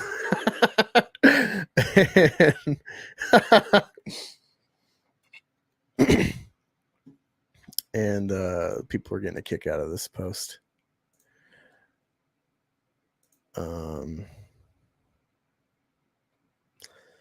But reason I mentioned Delarose. Let me see. John Del. All right, so it's at John Delarose. I was very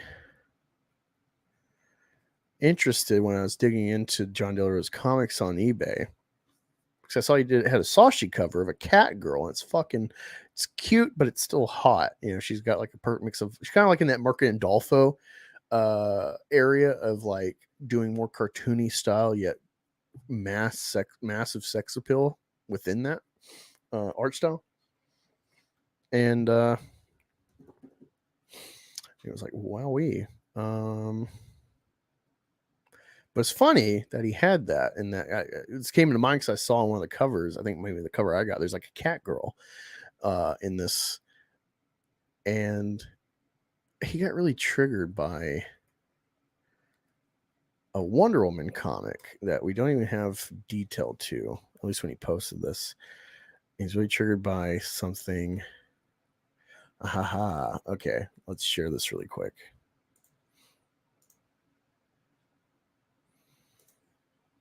Let me present this. All right, so it says, new Tom King Wonder Woman has a panel where Cheetah is masturbating with her animal companion. Full-on bestiality for DC Comics now. Was this in the script or was the artist to blame? Disgusting. So I don't know the context of the comic. She might have just like, I don't know. I'm a guy. I rest my hand on my crotch all the time. So she says, you see, they made us in their image. This is the key to it all. They shaped us from clay, yes, but their model was themselves. I'm assuming this might actually be dialogue or mental dialogue from Wonder Woman with the gods, maybe. I don't know. But yeah, I don't know the context. She's actually pleasuring herself. Now we're gonna look at Deus Volt Sashi.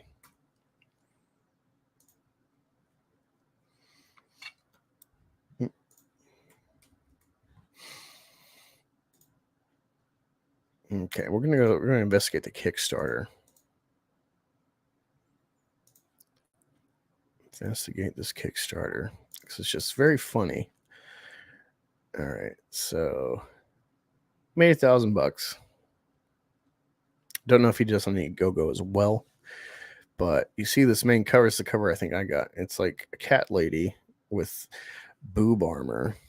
It's really just pasties on her fat floppers, being in a subservient pose to this champion male. And a perfect variant by Miss Sashi. Look at this degeneracy. Look at this bestiality, as so-called, by John Delarose. Am I supposed to be sexually aroused by this cat woman? That's bestiality, John. This is the problem. The art looks pretty cool. It looks epic. It's very 80s. It's got detail, but it's still kind of in that, like,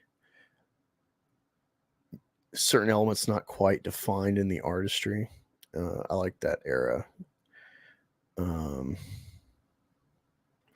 So I guess, let's see. Yeah, so this is the variant. So I say I had two covers.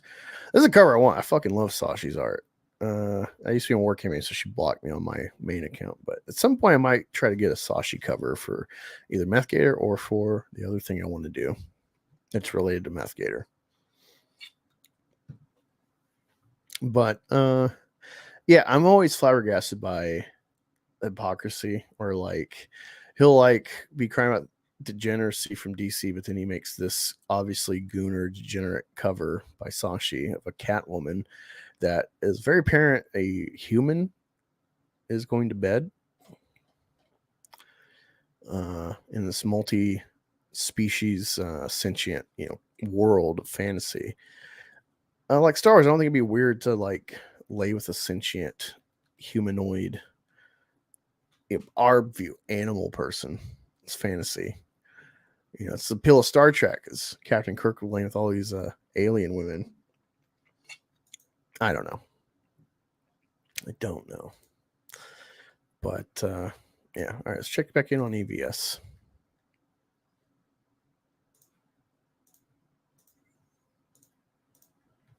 No, not watching ourselves. Wrong one. Quick tip for you: if you stream, it's good to have your stream up on a tab. That way, if you need to ban someone or mod someone, you can do it quick. To cover this, but I remember reading. I can't remember what it. You want to like flip over the table and stuff, like your parts. Said that he wanted to throw the table over and kick out the windows to the car.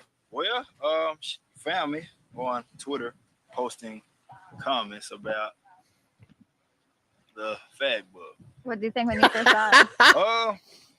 Well, Well, a lot of things, I guess. I like the he is Southern. He's a Texan. Like that's changed about him. But this is Eric 10 years ago, and there's a car that's driving a rainbow car that says fag bug, and Eric is right there, man. He saw the fag bug, and he's there to comment on it. It's interesting. What do you think about it, Eric? Mainly, why was it here? I knew Why? Yeah, why is it here? Hey, I was walking by. I saw a car that said it was like had rainbows on it, and it said fag bug on it, and I'm like, mainly like, well, I just want to know, like, why is it here? Why is it here? It's a good question. I kind of was getting mixed thoughts because I didn't know if it was. I was kind of getting mixed thoughts, he says. I get mixed thoughts looking at the fag bug. Yeah. Interesting. What do you think of this, Eric DeBunks? Are you going to debunk this? Eric DeBunks, you should debunk Eric July having mixed thoughts about the fag bug. I don't know. Pro-gay or anti-gay. Really didn't know. As I looked into it, And by the way, and then they just showed. Did you see this? Like, I don't know if it's pro-gay or anti-gay. Well, they showed this like interesting little segment or scene of Eric. Me on Twitter posting comments. Hold on. Where did I find it? Another person in the truck just to get a picture. It's not safe for anybody. The ones that jaw flap and always run their mouth be the main ones that don't know crap about what they saying, they playing, they put their issue. That's Eric July singing, by the way, about gays. And he's saying the main ones that run their trap, flap their mouths, don't know shit about what they're saying. He's singing about gays. He's saying homophobes, On you, but you gonna listen to the fool, but he the one fooling you. Some guy wrote on Twitter, he actually just walked by a while ago, and he said that he wanted to throw the table over and kick out the windows to the car. Well, found me on Twitter posting comments about the fag book. What do you think when you first saw it? I think like I had violent thoughts about it. I wanted to kick over the table and smash the windows out. Who does that? If I saw like that is something else, man. That is really like, I want to destroy the little car, the rainbow car that says fag bug. I have violent thoughts about it, says Eric. Well, hold on now. I'm just trying to understand this. Well, a lot of things, I guess. Mainly, why was it here? I knew, I didn't really. I kind of was getting mixed thoughts because I didn't know if it was pro-gay or anti-gay. Look at this image of him. Really didn't know. As I looked into it, my views and thoughts kind of. What's that say? Young Ripper. Okay, it's the Rainbow VW title Fag Bug on the campus by the UC. I try my hardest not to ruin their little table and kick the windows in. Damn, bro. Changed on it because I'm for a lot of movement. Definitely, if it's something positive, I'm all for movements. And I can also respect that it's a story behind the fag book. You don't even know what you're reaching for. Trying to get out of your hole, but you just keep on digging more. Pull yourself up, dust your ish off. Keep your chin up, and straighten up or give it up. I was driving through downtown Chico. I was on a cookie run. Anyway, that's unusual. I mean, that is weird, right? That's like a weird. Oh thing, god, like we a got cultural Eric thing. dancing.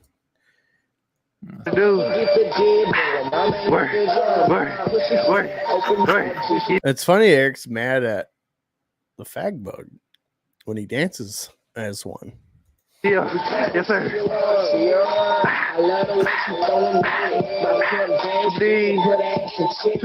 I wonder if he still does this. Yeah. You know me from the KP with my nigga YG Rip.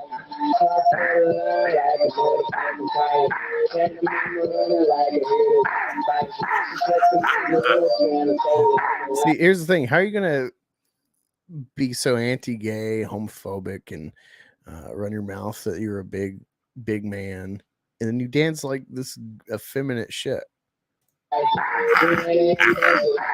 B, yeah, 2D, nigga, no clip, nigga, yeah, work, we book, we geek. I think the guy behind the camera is like jerking off. Yeah, work, B, yeah. Oh my god. Yeah, This is a cultural thing. Like, I really don't think, like, I didn't know that, like, you would play music and then go in your backyard and dance for another man who's going, work it, G, yeah. Jesus Christ. I can't watch any more of this fucking Eric shit. That's enough for today. Oh my god. Thank you for joining. Thank you for hanging out. Go sub to Chris Bacon. Check out Unintelligent Design. Let me pull up his YouTube. Where are you? Channel. Where are you? Let me find your. There you go. Go to channel. Here is Liam. Yeah, I was just talking about you. You had a good stream of BTM. What I was able to listen to. Enjoyed it. Yeah, definitely love to pick your brain about Eric and his shenanigans and his fucking Rippaverse failings, his dwindling sales. But y'all can go sub to him there, and of course go to the Indiegogo link, check out his book. But yeah, until next time, I'll be back Tuesday, which is tomorrow, or I guess today. We're gonna have Niobe. We'll talk his campaign. Larry Higgins, Niobe.